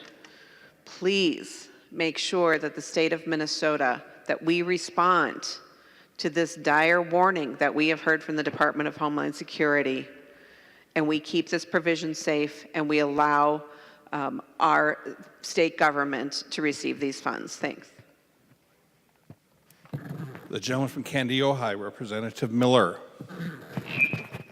Thank you, Mr. Speaker. I hope to inject a little optimism into the room right now. I want to thank all of the people who have worked so hard to put together this bill. In it, I think we are serving the best interests of all Minnesotans. Today, we have done good things for farmers. We have done good things for hardworking taxpayers. We have done good things for sportsmen. We have done good things for labor. To the committees who have worked on these bills, you did good. But tonight I want to single out something good you did for all of the above, because they are all of the above. I want to thank Chair Sarah Anderson and the staff of her committee, in particular Brian Cook, for doing something good for our veterans by identifying money that can be repurposed for nursing homes for our veterans. Members, we talk about veterans often enough in this chamber. We give them the due respect they rightfully deserve. Chair Detmer does a fantastic job in addressing their concerns, but every once in a while, we get to do something very special to let them know how much we appreciate them. All of us in this room are public servants. We have tens of thousands of public servants working for the state of Minnesota. Our state is full of private, generous servants through our many charities. Our citizens, many of them, go about quietly, without notice, performing acts of kindness at their own expense and time. But none of them, members, do so at the risk of losing their lives, like someone in our armed forces. These men and women willingly place their lives on the line so that we might have the securities that we have. They don't get paid much. They suffer time away from their loved ones. They at times suffer lifelong physical problems. They most certainly face lifelong scars from what they've seen in time of war. My dad fought in the Korean War, and I can tell you he faced all of these things. War changed him. He lost his hearing. He had bad joints, and I can tell you that he suffered depression and probably PTSD because of it. My dad did not have the opportunity in his final years to live in a veteran's home, but I can tell you he would have loved to. He would have received care special to veterans' needs. He would have been able to talk about things with others that none of us could ever understand. We have a deficit of veterans beds in 3 regions that will be served by the 3 proposed locations of the veterans' homes in Bemidji, Preston, and Montevideo. These veterans deserve to get the care they need as close as home to possible. For the city of Montevideo, we have one of the highest rates of veterans in Minnesota living in our area. And these people of Montevideo have worked for 11 years towards making this project happen. They bought land, they improved it, they have fully complete pre-designed plans. They raised $4 million of local money toward the state's responsibilities of a veteran's home, saving the taxpayers of Minnesota money. They have done everything in their power to make this possible. And members, I want to paint a picture for you. 2 years ago, the Senate Bonding Committee went on a tour out there, and they heard about what the veterans wanted to do out in Montevideo, and they went on the tour out to an open piece of land. And I can tell you, it was one of those days where it's raining and the wind is blowing so hard you don't know why it's not snowing, but it isn't. It's raining and blowing. And they went out to go see the land, and I was like, well, they're going to see an open piece of land. We turned the corner, and there was probably 200 people out there in the driving rain with flags waving. Veterans as far back from the Second World War out there saying, we want our veterans home. And I think we should make that possible. Members, we have a lot of needs in our state, and I've learned in my time here that these homes just can't seem to rise up high enough on the priorities of our budgets. And while that disappoints me, I'm so thankful that someone has finally come up with a way to use funds that are just sitting there for something so great. We built the People's Stadium with hundreds of millions of dollars of taxpayer dollars. Now we have an opportunity to use a small portion, the scraps of what are left over, to build the people's veterans' homes, for those who served us so faithfully. I will be voting for this bill. Show the thanks you have for these veterans by voting yes, too. The gentleman from Beltrami, Representative Bliss. Thank you, Mr. Speaker. I rise in support of this bill, specifically the Veterans Home provision. I want to thank Chair Anderson, Chair Detmer, Chair Knoblach for their leadership in this issue. Members, the Northern Minnesota Veterans Home has been planned for more than 10 years. We have the land, we have the plans, and we have more than $2 million in local contributions to match the state funds. When I visit back in my district, when I visit the churches, the schools, the colleges, and just with constituents, one of the very first questions I get in every group is, when is this veterans home going to be built? Members, the time is now. Every year we wait, not only is the cost of these buildings going up and up and up, but as a very shy and quiet friend of mine always says, services delayed are services denied. This project is very important not only to my community, but to the upper 1/3 of the state. There are veterans that drive more than 4 hours to go to a veterans home now. We're home to 3 of the largest Native American Indian reservations in the state. The Native American population serve at a much higher rate, and there's many more veterans per capita in the Native American community. And right now, those veterans are not being served. Chair Anderson's financing of these homes is brilliant. Why bond for these homes and pay for them over 30 years when we can pay for them up front? The money is already there and not working for the people of Minnesota. Let's use it to take care of our veterans. Thank you. The gentleman from Clearwater, Representative Grosso. Thank you, Mr. Chair and members. Well, you've heard some very good statements from both my colleagues over here and in reference to the veterans' homes. And I just want to tell you thank you. I'll be short. Every time I say that, everybody kind of chuckles because they say, well, you're never short. But I'll be short tonight. Thank you very much. Gentleman from Washington, Chairman Detmer. Thank you, Mr. Speaker, and Chair Anderson for bringing the funding in for something that we've been working on for years. And I'm just going to keep it real short. We had some great speeches by the 4 gentlemen and Mr. Speaker and Preston. Over the years, we've been waiting about 20-some years for this to happen. And I'll leave it as this. The young veterans are watching us. The young veterans are watching us because the World War II veterans that are in their 90s, mid-90s right now, by the time these homes are built, they won't be with us any longer, many of them. And members, I think you know I always keep things positive when I run my committee.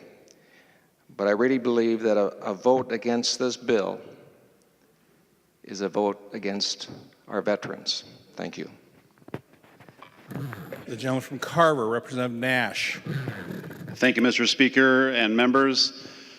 To quote Representative Halverson, oofda. Oofda. We're talking tonight about some of the criticism regarding what folks are saying is being too prescriptive regarding enterprise software. Well, let me read you some of the outstanding successes we've had with Minute's creation of enterprise software. See if you can follow along and remember the hits from when we were kids. MNsure. That didn't work out so good. How about METS, where the new commissioner stopped it in its tracks before it got out because it wasn't working? Or perhaps something that we've been talking about for the entire session, MNLARS, or as I've come to call it, min failure. We heard in committee that the people from Minute call it half built, and yet they rolled it out. And what we're trying to do with this provision is to say, before you go and build it, you should do an RFP, which is not life-altering by any means. I've never heard of anything like emergency software. There's no emergency software. If you know that you have a need, you're going to plan for it. You can go to RFP. What an idea. This is what we're asking for, is so that we can look at the people in Minnesota in the eye and say, you know what? We know that there's going to be new software. There always will be. Something's going to be need to be upgraded or built. But we need to go to RFP to see if it can be brought in by somebody who's already built it. And we don't have to waste 10 years, over $100 million to create something that the department calls half-built. So let's go to RFP. That just makes sense. That's what we do in the real world of IT. We do the search to see if there is something that is out there that can fit our needs and be customizable to the point where it's not going to cost over $100 million, take 10 years to stand up, and not even work. And it's hurting people. It's hurting deputy registrars. It's hurting dealers. It's hurting people who can't even get their tabs or their license plates or a simple title transfer. And this is why we have to do better when we build or acquire enterprise software. Well, let's talk about cybersecurity. Again, oofda. In the article that Representative Joachim handed out, Mr. Call, the new commissioner of cyber, said that they're only spending currently 2%. 2%. My bill that Chair Anderson is so kind to have put into this bill is going to programmatically require 3.5% be taken off of all IT spends. This is what's being done in the private sector, and what happens is, as Mr. Call has pointed out in this article, is that if you just keep acquiring new software and you don't put a hedge of protection around it from a cyber perspective, is you're going to outkick your coverage. He said it in this article. So what we're doing is we're saying we're going to peel off 3.5%, and that may, thank goodness, slow down the growth of some of these IT projects, because you're going to have to make a decision. You're going to have to pick out what's the best thing that you need for the solution at hand and secure all the data that you have. So I want to think back to last year about this time. Chair Anderson was in negotiations. She made an offer of $26 million in negotiations. The offer was there, it was valid, and the governor turned it down. So now we have to find a way to secure our data. And I talk about cybersecurity anytime you give me the opportunity, but it's important. And for those of you that recognize that it's important, it is. But Representative Joachim, we're not just admiring the problem. I've been trying to solve the problem since I got here. This will solve the problem because it's going to say out of every dollar you spend, 3.5% has got to go towards cybersecurity. This is important. It's ongoing. And in testimony, Mr. Call said that this is actually going to help them, and then later he changed his mind, I think after his puppet master told him he couldn't say that, and he came back and testified against it. But members, this is a good provision. This is how it's being done in the private sector. So members, if you are serious about cybersecurity, you're serious about doing solid enterprise software, you'll vote in favor of this bill because this is smart IT. Thank you, Madam Chair, for putting this in. Thank you, members. Vote green. The gentleman from Hennepin, Representative Nelson. Thank you, Mr. Speaker. And members, there's a lot in this bill. And putting together these bills, state government finance with the agriculture bill, like Representative Joachim said earlier, made this bill a pig. And I want to apologize to all the hog farmers in the state of Minnesota because calling this bill a pig insults all the pigs that we have out there in Minnesota. There's not enough lipstick in the world to make this bill prettier. There's a lot of pieces of this bill that going through it continues the attack we've had for the last few years from the Republican majority on our state employees. Our state employees that work hard, they put their time in, they do the work for our citizens that we ask them to do. And all we do is cut and cut and cut. Cybersecurity, as we just talked about. Yes, we probably should be putting 3.5% towards cybersecurity. That's not a bad idea. But you don't do it by taking away from everything else. That's just cutting. And that's just making less production out there and less things happen. We need to have the cybersecurity. It's important as we go forward. We've talked about IT most of the session because of the MNLARs, and they keep bringing stuff up. And part of the MNLARs in this thing is, which is interesting, the discussion we had earlier about the Attorney General's office. We're not going to let them sub things out. We're not going to let them hire other attorneys on a contingency basis because that's the wrong way to go. But yet in this bill, all future IT has to be subbed out. That means privatizing that and getting rid of those employees and not having those employees to maintain that software that we have. That's just wrong. Again, that's bashing on our public employees, telling them that they're wrong, they're not good enough. And we have some very good employees working for the state of Minnesota. And interesting about MNLARs that we talk about, one of the things that we've asked for and the governor asked for and the new commissioner of Minute asked for was money to put into a call center. Because of the MNLARs issue, we've had a lot of calls and the call volume has gone up. And we heard in committee that even if the MNLARs and with the problems they had, they would have needed these additional people for the call center. Because when people have problems, they call in and the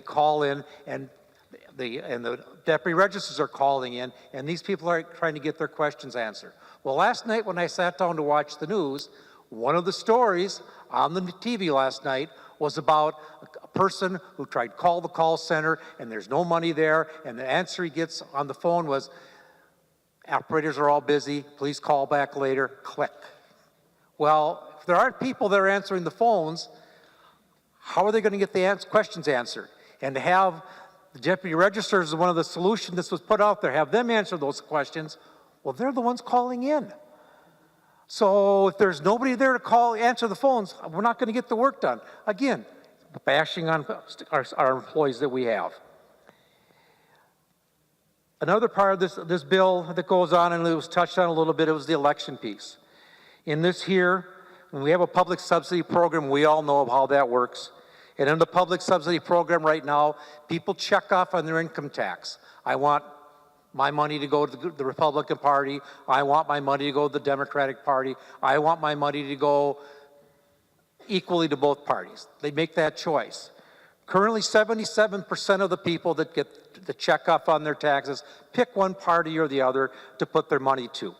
This bill takes away those taxpayers' choice that they made, that we know better. We're not going to let them do that. We're going to change the way it's done. We're not going to let them do that. Again, this bill it's just not good enough. I mean, this isn't good enough for the people we represent. This isn't good enough for the people that elected us to be here. They expect more from us, and we should provide it. This bill, there's so many problems with this bill that I could talk all night about it. But members, it's a bad bill. That's why I'm voting no. The lady from Hennepin, Chair Anderson S. Thank you, Mr. Chair. I've listened with great interest with the comments that have been said here tonight. I first want to talk about what we're doing with this bill overall. We are asking state government to streamline by a percent of 0.5%. In the state government finance budget area, we are only asking for state agencies to try and do things with a little less of 0.5%. I think the average Joe Minnesotan is probably doing more in looking at their budget than 0.5%.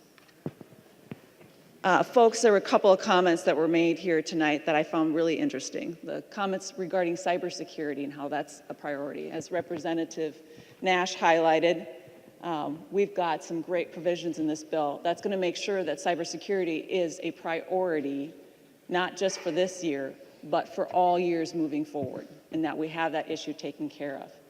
But on top of that, for cybersecurity for our elections, what we do is we say, hey, politicians, you don't need that money that's part of the campaign public finance subsidy.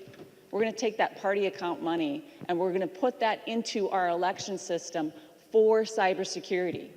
For that amount of money, the $220,000 that we take from that party account, you know what that buys us? $6.9 million in federal funds. So for the bargain price of $220,000 that we take away from us as politicians, we get $6.9 million from the feds to make sure that we have cybersecurity for our elections. That's part of this bill. You're voting against this bill, you're voting against cybersecurity for our elections. There was lots of comments about the Minnesota Department of Human Rights. I think everyone will agree here that there are issues within our schools when it comes to disparities in discipline. No one's going to argue against that. But I think that there is a real concern about the process that was taken by the commissioner in looking at this issue. If you look at the process that he took, there are 3 areas in particular that they excluded from evaluation in their process. They excluded fighting, they excluded assaults, they excluded illegal drugs. That's not even considered in their evaluation of discipline policies. On top of that, their discipline review also doesn't take into consideration if there is a fight between 2 students, one student is white, another student is of color, they don't even take into consideration any of that. Wouldn't that be the biggest indicator if there's unfairness in discipline policies within school districts? And yet the commissioner isn't even looking at that data. So then that begs the question, what is the point of the commissioner's actions. I tell you, I've heard from a lot of school districts. I recommend each one of you talk to your school districts. I just got another email today from a school district that has spent a lot of time and a lot of money, because as a state, we have spent a lot of money on this issue to make sure that we can address this issue, right? And that superintendent, who has spent a lot of time on this, said to me, I do not support the commissioner's approach on this issue.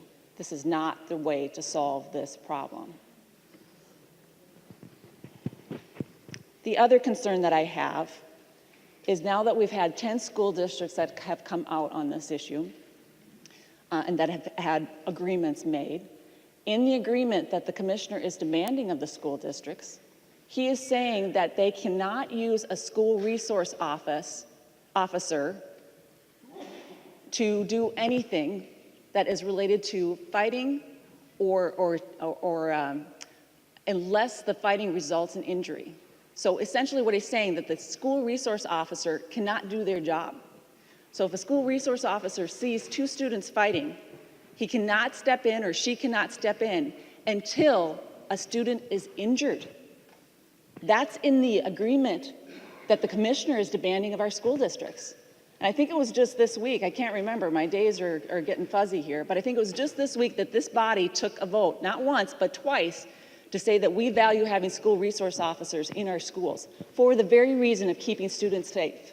But if we have a commissioner now that is going out there and saying that our school resource officers can't even intervene until a student is injured, I think that's pretty problematic. Members, talk to your schools. On top of that, members, we have some great provisions. You've heard about the veterans' homes. I'm really proud of this piece in particular. It is a great way for us to utilize these excess funds and putting it towards the veterans that have served their country. I can't think of a better group of individuals to honor and respect than our veterans. We also have several provisions. We have provisions that the governor says are important to him. We established a sexual harassment office for all of our state employees. In review of all of our sexual harassment policies, what they found from agency to agency is that our state employees do not feel comfortable going to their local human resource officers. They're looking for a nonpartisan office to go to. Well, we do that here in this bill. We establish that office. We make sure that it is separate from these agencies so people can feel comfortable and making their complaints. You'll be voting against that too. The cybersecurity that we mentioned, there's the reading program that I've mentioned before, but also we have what I feel is a very important issue, and that's the stadium itself and how it operates as the MSFA board. We need to make sure that when we have these boards in place and we're entrusting such a huge asset as the stadium, that there are safeguards in place to make sure that it's not abused. We unfortunately witnessed last year where they were using the suites for their personal gain, the board members. Some of those board members are still on that board. But we say it's okay because we have a new director and it'll never happen again. Folks, I beg to differ. Every day, unfortunately, we see reports of abuse throughout government. This is our chance to set it right and to give the people of Minnesota confidence that we're taking these concerns seriously. We're not just sweeping it under the rug. We need to give the people confidence that we know what we're doing and we're putting the safeguards in place. That's what this bill does. Folks, I appreciate your patience and your time. I find this an easy green vote, and I encourage you to do the same. The lady from St. Louis, Representative Sandstein. Thank you, Mr. Speaker and members. On Tuesday, we heard from Representative Neuberger, and he shared with us his outrage at citizens who weren't able to get help in a timely fashion because emergency services were blocked. My family experienced something similar to it, and I'm curious if you would be as outraged in this scenario. Have you ever witnessed Your spouse having a massive heart attack in front of you? Have you ever seen him, her, fall 2.5 stories off the roof of a house? If you've experienced something even similar to that, my question to you would be, when you pick up your cell phone and call 911, do you have coverage? In rural Minnesota, there are way too many areas where cell phone coverage doesn't exist, where those life-saving calls don't go through. There are too many areas in rural Minnesota where much-needed economic development passes us by because of insufficient or altogether missing broadband services. As we've talked tonight about serving the citizens of Minnesota and making a difference in their lives, I received an email from one of those individuals from my district, Sasha. She's very concerned about this issue, and I'm going to share a couple of her comments. 2 weeks ago, on my way to work, I saw a terrible rollover on Highway 22 south of Cook. Another guy stopped as well. We needed to call 911 for help, though nobody could call due to a lack of cell service. We literally had to get in our car and drive 6 miles to be able to connect to 911. This isn't a unique situation by any means, just one example. If I'm at home, she says, and my husband needed me to call 911, I would have to leave him in whatever state he was in to go outside to stand in the backyard in order to get enough service to place a call that would not drop. How would one perform CPR? This is a large public safety issue, which I hope some would be talking about down at the state level. She gave me 7 examples. I'm not going to read them all, but here's another one. She's a township clerk. She says, I'm required to submit monthly PERA for our retirement and pay our state taxes. I have to pack up my computer and my printer and head to another township that has slow dial-up internet to send these in. Tax season is a nightmare along with election season, as many of the forms are all online and can only be submitted online per the requirement of the state departments. She also made a 200-mile trip down to the Capitol to talk to me about these issues. These 7 comments that she sent are in addition to her drive. These are real people that are being impacted in a very serious way. It's beyond convenience. It is a public safety issue. The $15 million in this provision, or in the provision of this bill, falls embarrassingly short of the investment that it would take to bring this much-needed utility to our rural communities. So I know Rep. Garofalo is not here, but I would say not yay to his broadband proposal. You're out of step when you provide $24.3 million in corporate tax cuts in 2019 and another $129.7 million in corporate tax cuts in fiscal 2021, while there are thousands of Minnesota citizens who go without broadband. Every Minnesota family should have affordable, reliable communication means when they need to call for help or just conduct daily business. Every Minnesota student should expect a 21st century education, not an extended stay on a bus or a trip to the local McDonald's in order to download, complete, and turn in assignments. That's unacceptable. All Minnesota communities should be able to attract and compete for economic development by ensuring 21st century utility infrastructure is in place. Broadband, not satellite, wire.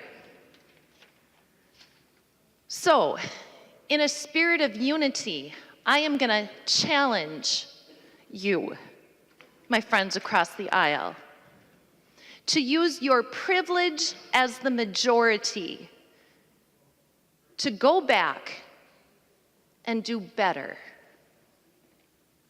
All Minnesotans know you can do better, and they expect that.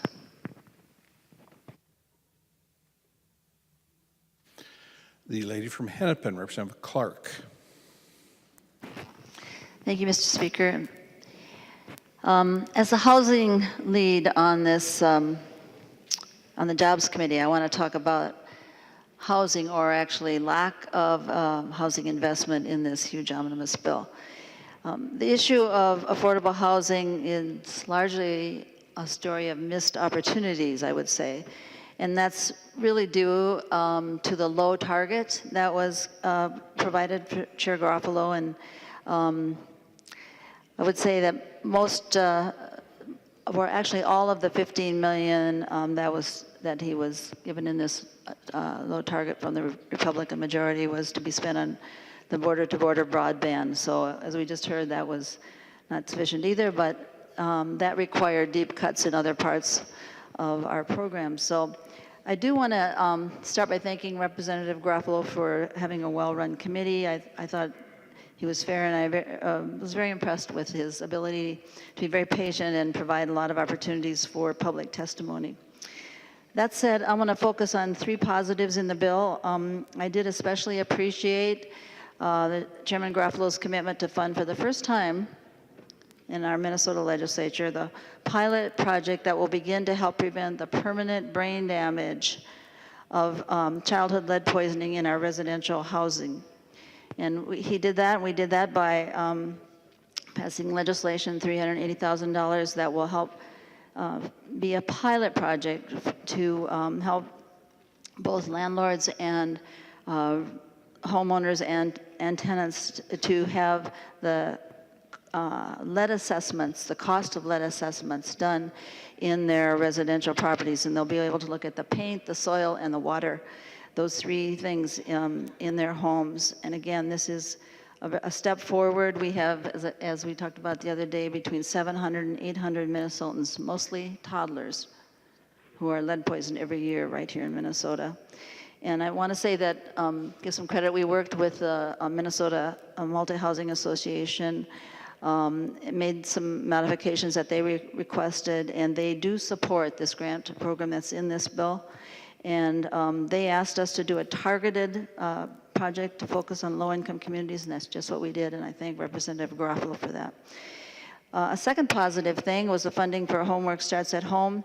Although I must say this $1 million is a fourth of what Governor Dayton recommended, is a step forward in helping our children who are highly mobile and would otherwise be homeless to have a better chance to do well in school, which is very much related to having a permanent home or a stable home.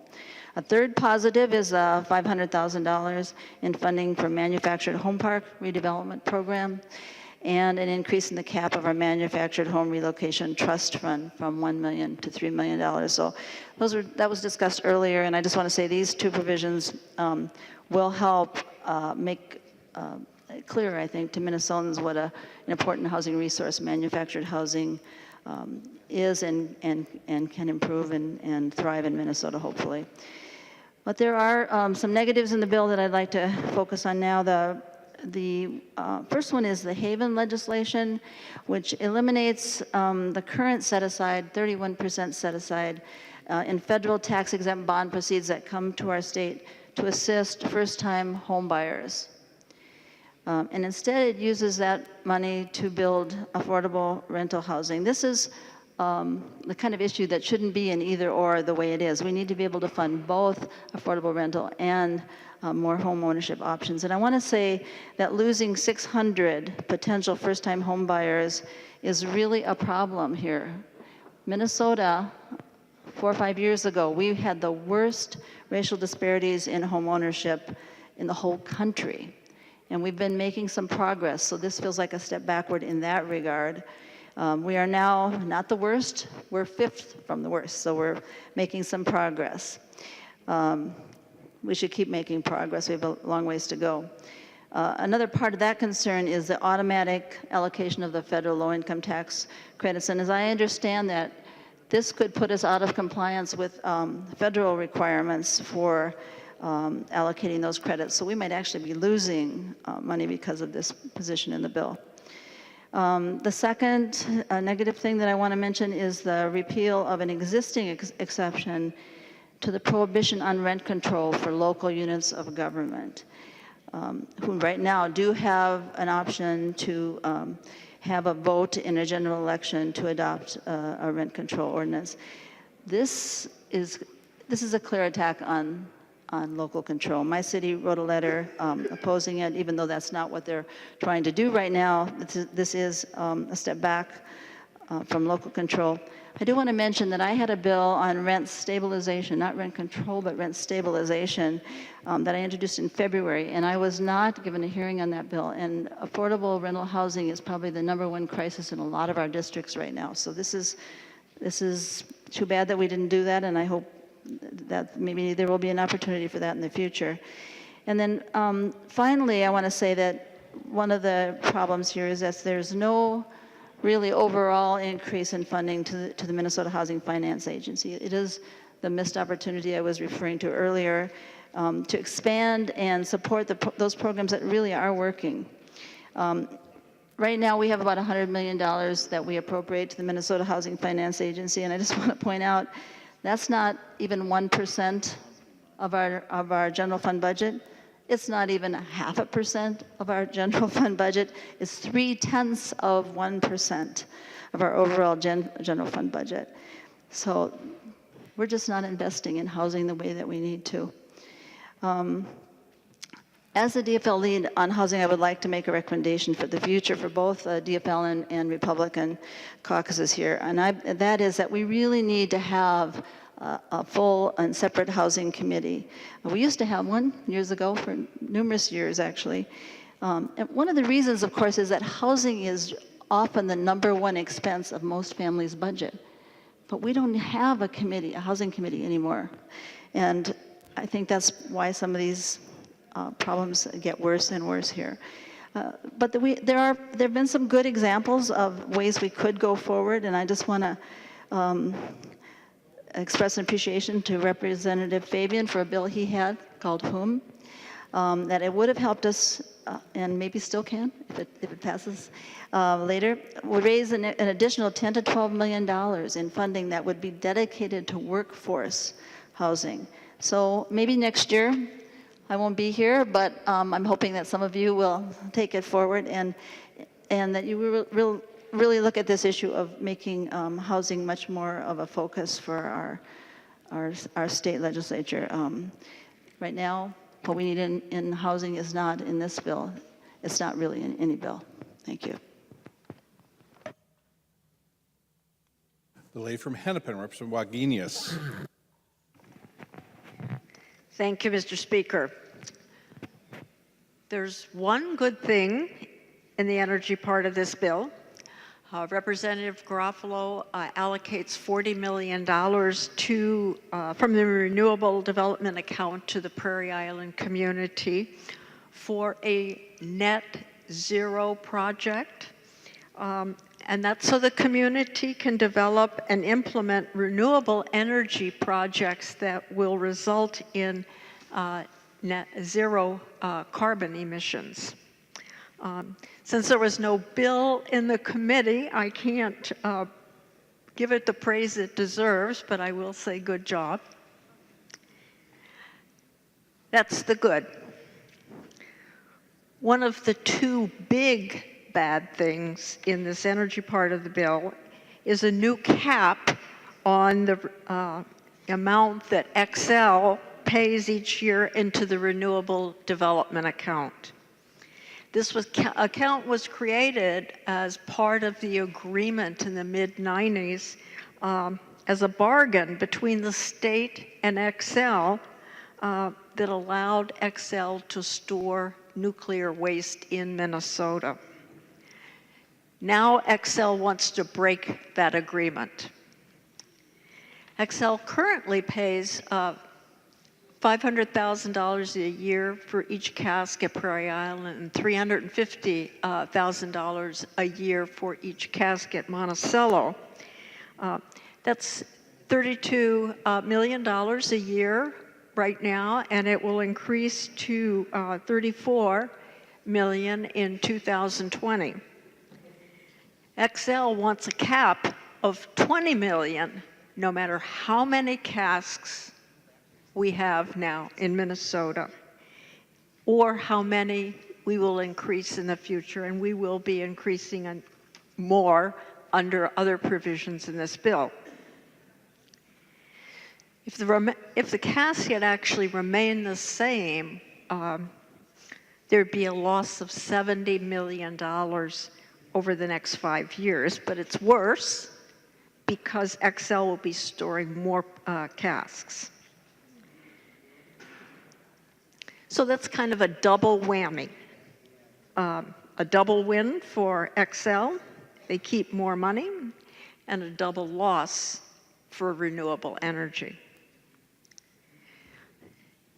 Instead of breaking the most difficult ever made agreement in Minnesota and breaking the trust with Minnesotans, we should be using the renewable energy money for renewable energy, for public buildings, including our schools, and we've talked about that. We should be funding renewable energy to power the University of Minnesota and all our institutions of higher education.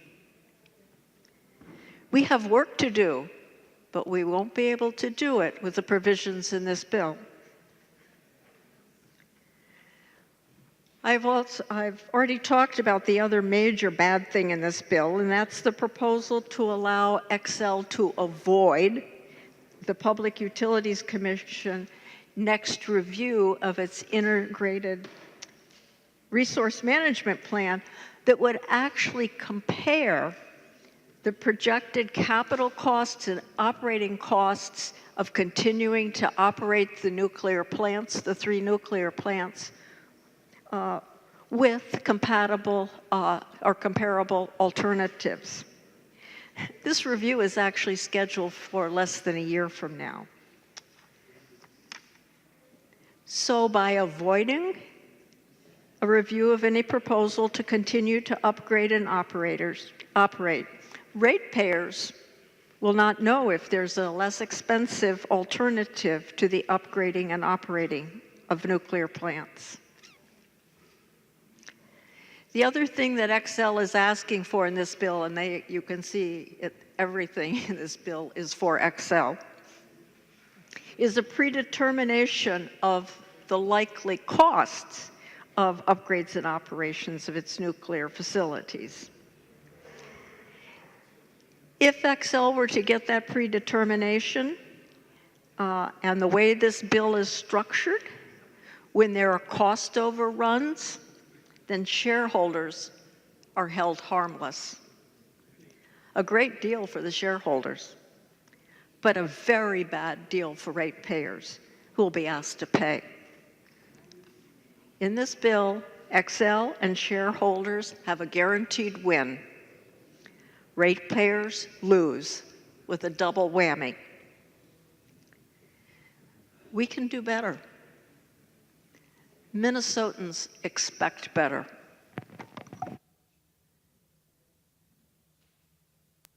The lady from Olmsted, Representative Liebling.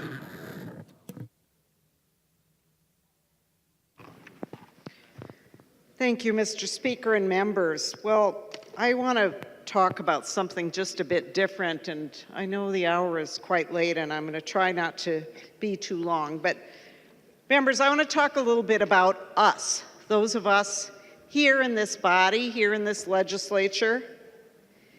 When we come to this body, when we get elected, we don't come here to do whatever we want to do, and we don't come here to do whatever is asked of us. When we come to this body, we take an oath. And the oath is right in our Constitution, in Article 4, Section 8. In our Constitution, you all have this little blue book, or you should, or it's available to you, and mine, as I mentioned earlier, is pretty well marked up.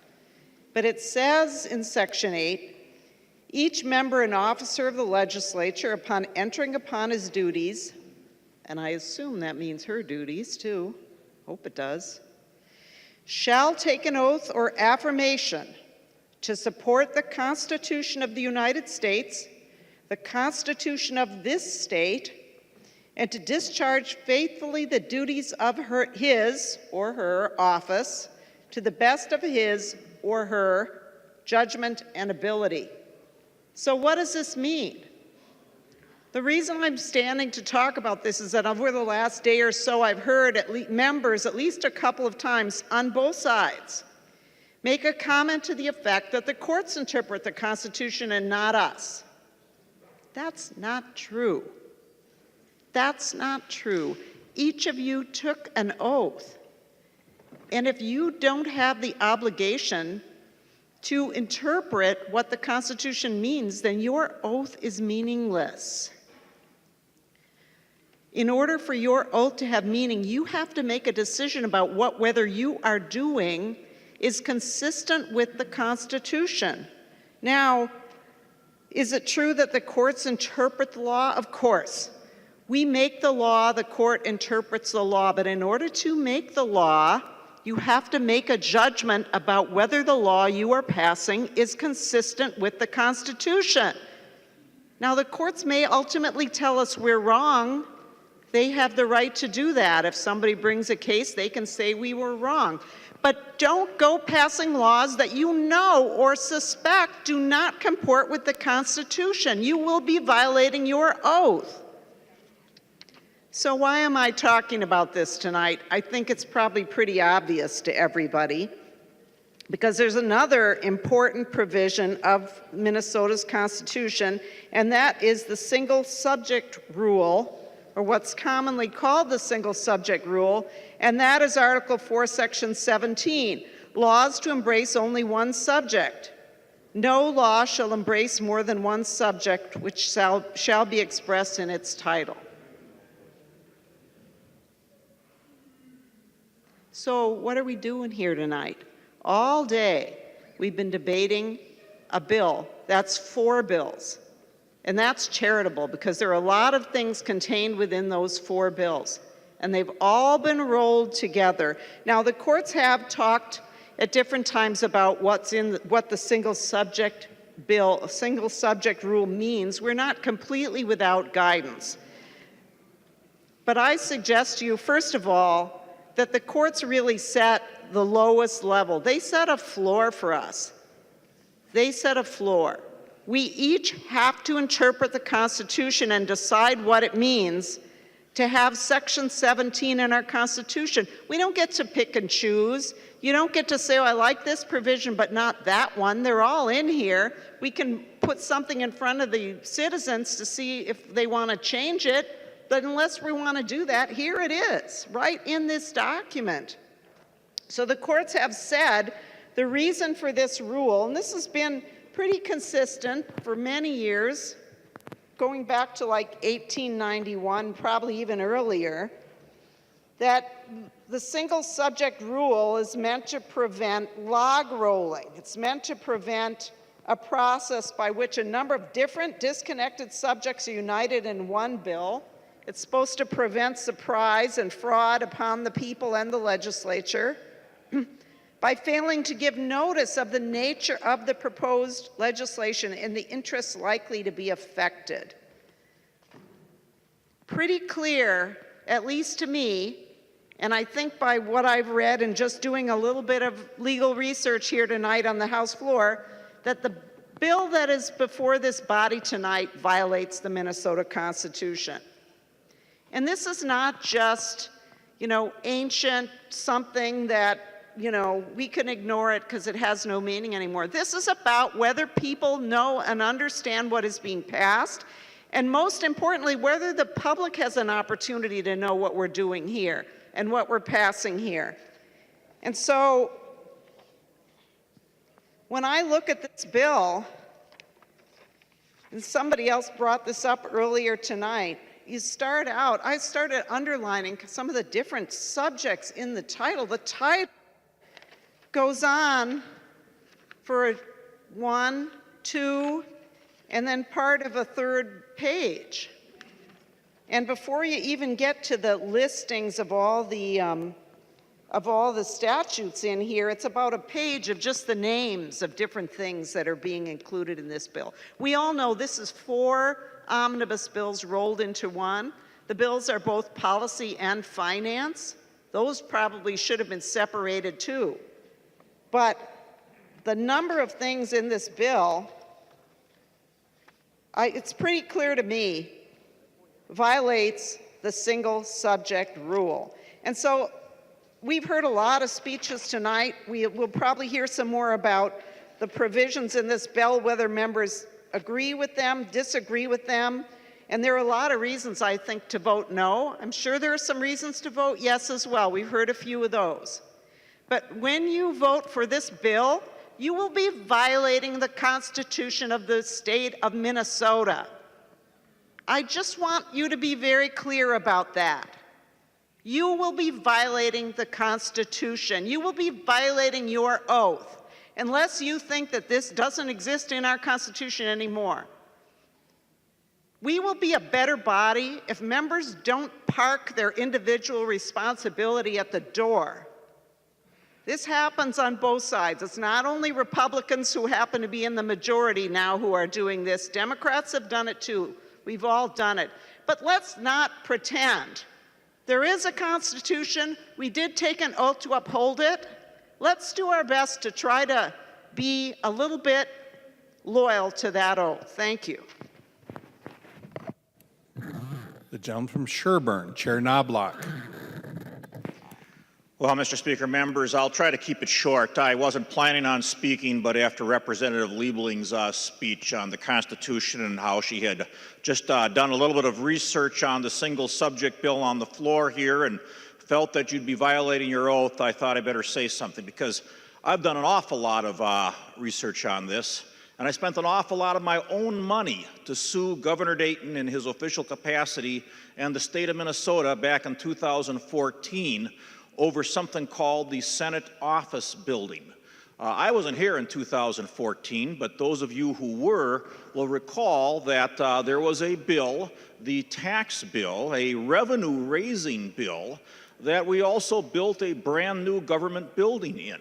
And I really felt incensed about that. I felt that it was wrong for us to be wasting a lot of money building a new building when we had perfectly adequate space in the state office building, space that, by the way, is still empty since the Senate office building has been built.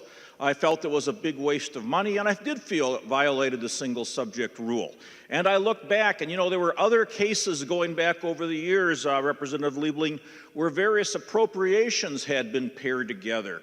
The environment bill had been paired with some other non-environment appropriations, and the Minnesota Supreme Court had said that was okay. There were other examples of other appropriations that are in different finance committees we had. Someone sued, they said, oh, it violates the single subject rule, but you know what? The court said that's okay. I said, well, at least if we've got a revenue-raising bill, a tax bill, and an appropriations item, those are two items that are as different as they can be. Surely pairing those together violates the single subject rule. And you know what? The district court found against me. I appealed it to the Court of Appeals. They refused to take the case. I appealed it to the state Supreme Court, and they refused to take the case. And so you know what, Representative Liebling? It doesn't mean anything. I wish the single subject rule in our Constitution meant something, but it doesn't mean anything. The courts have ruled that way.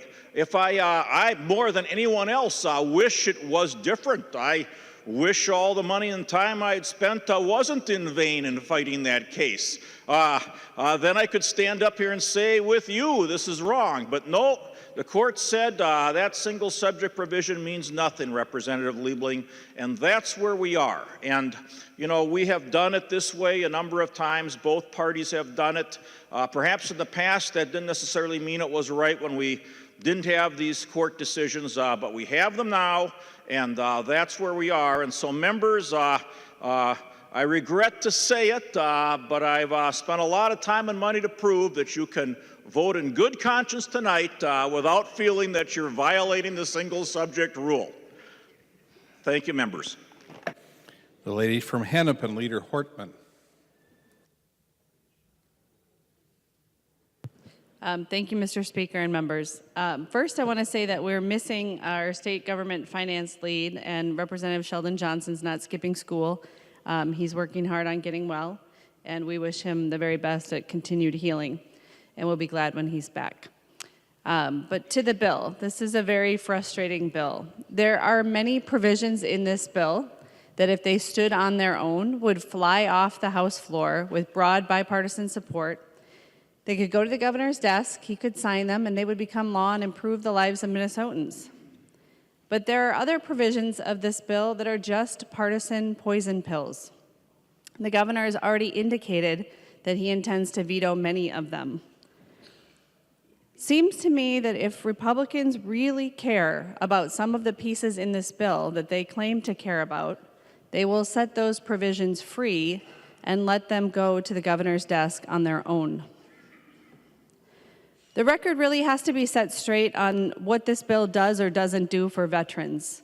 The Minnesota Department of Veterans Affairs testified that the state funding in this bill falls far short of what would even be required to submit an application to the federal government for approval and funding of the 3 homes.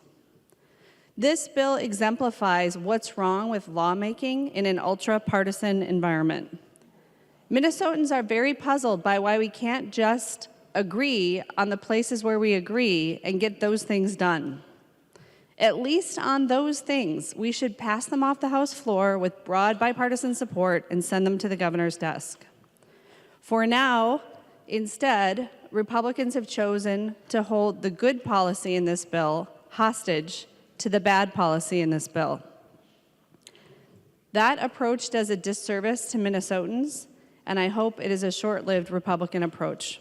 I encourage members to vote no. John from Ramsey, Representative Mahoney.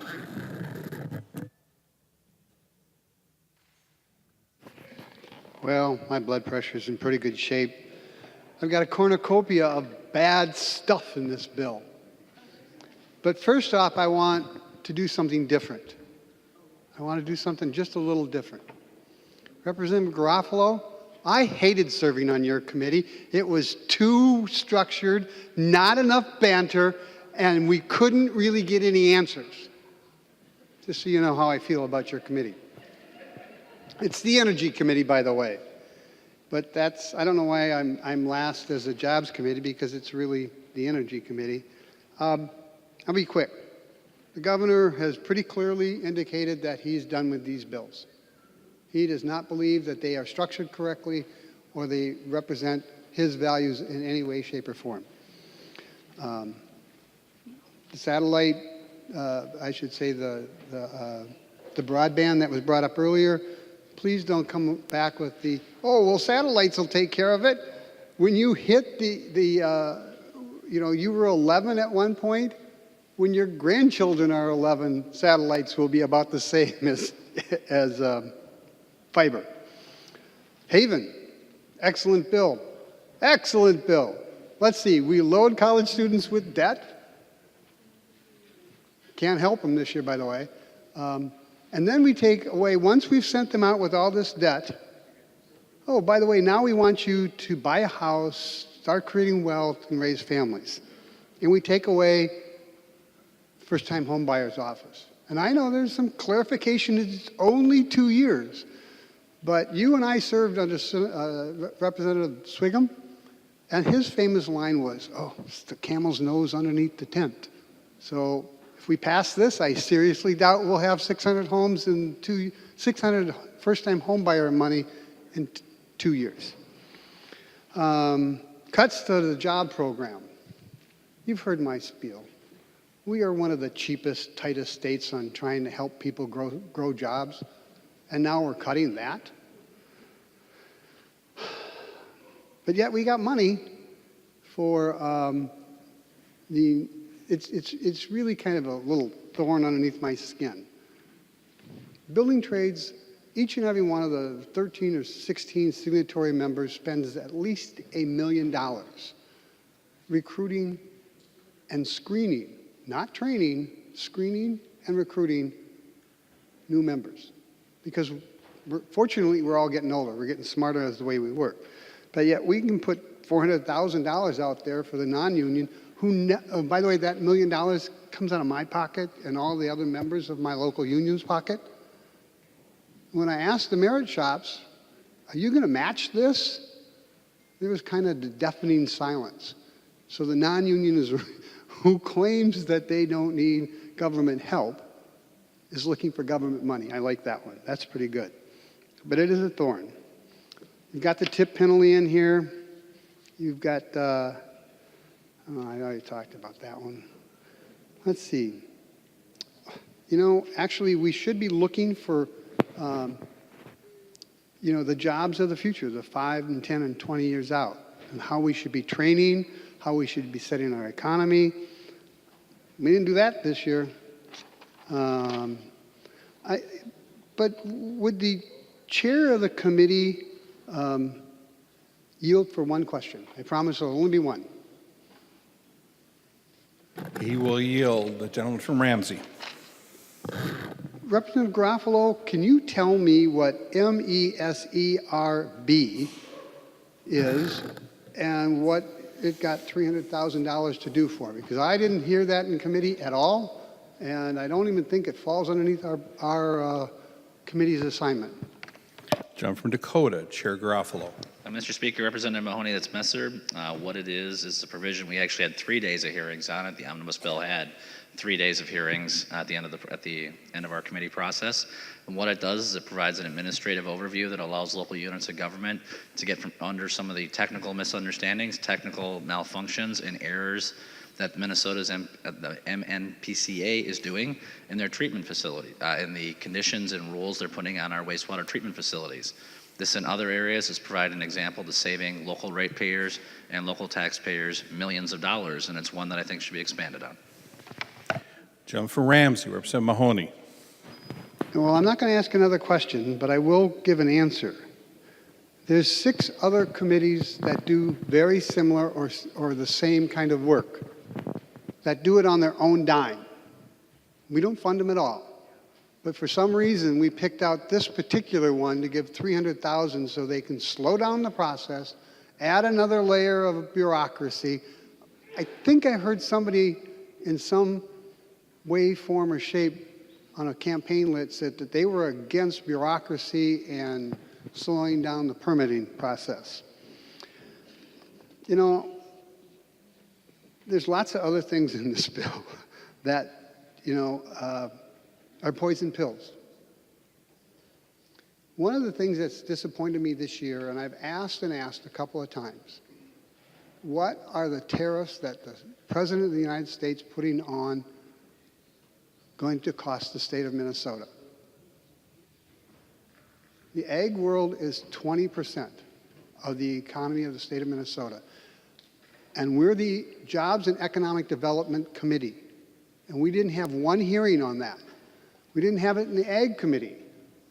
20% of our economy is going to go down the tubes because of what this president is doing.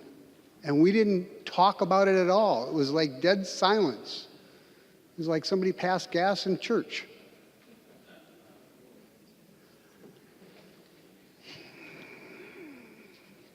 Members, oh wait, I got one compliment for Representative Garofalo.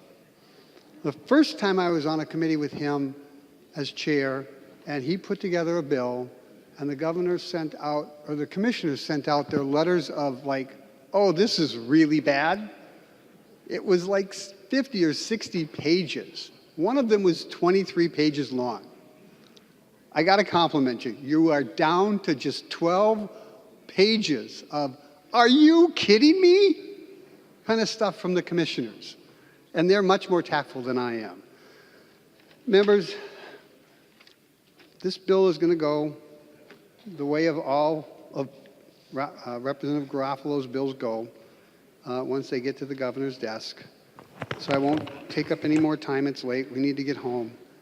This is a really, really bad bill for Minnesota, for its future. Not just in the jobs part, but in the housing part and in the energy parts. And apparently, from your comments, my seatmates' comments, it's a bad bill just in general for the state. So I see no reason to vote for this bill whatsoever. There's so much bad stuff in this bill, this 500-page bill, 400-page bill, that it so outweighs the good stuff that's in the bill. There is really no reason to vote for this bill, and I certainly hope my members vote no on this bill. The gentleman from Dakota, Chairman Garofalo. Thank you, Mr. Speaker. Like everybody else, I think there's some place I'd rather be. So to nonpartisan staff, thank you for your patience this evening.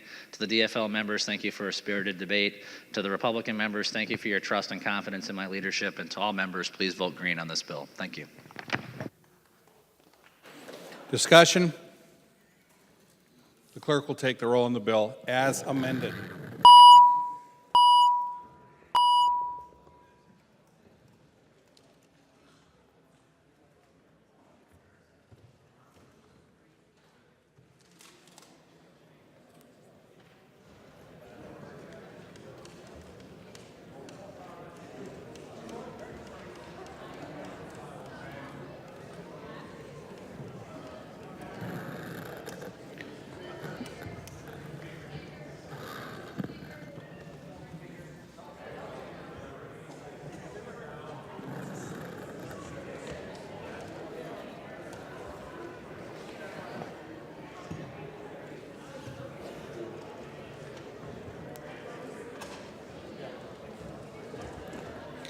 The clerk will close the roll.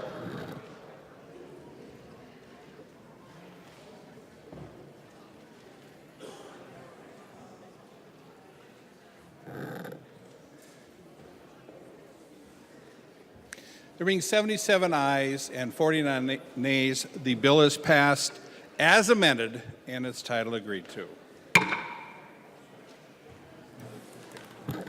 Announcements by the Speaker. Announcement by the Speaker. A message from the Senate has been received requesting concurrence by the House to amendments adopted by the Senate to the following House file. House File Number 3295.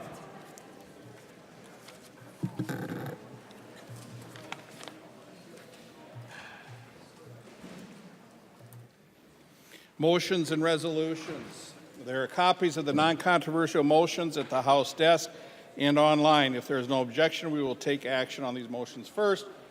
Hearing no objection, the motions prevail. Announcements. Representative Baker. Thank you, Mr. Speaker and members. Just a quick announcement. You have an invitation on your desk from Senator Gary Dames and his wife that have a beautiful cabin on the north shores of Green Lake. The ice came off the lake yesterday. We are proud to host the governor's fishing opener coming up. A week from today is when the festivities get started. We will have our houseboat, proudly named the Danny Boy, that'll be pulled up alongside Gary Dames' place. Every one of our members here invited. We hope you can stop by and make some appearance. Have a good weekend. It's the official opening of summer next weekend, a week from today. So members, thank you. You're all welcome to attend. The gentleman from Meeker, Chairman Erdahl. Thank you, Mr. Speaker, and members of the Capital Investment Committee and all excited spectators. I would like to announce that we have a meeting of the Capital Investment Committee tomorrow at 9 o'clock in room 200. Contrary to whatever else you may have seen, it's room 200 tomorrow. Announcements. The gentleman from Sherburne, Chairman Knoblach. Mr. Speaker, Ways and Means will meet at its usual time, 10:15 Monday morning. Announcements.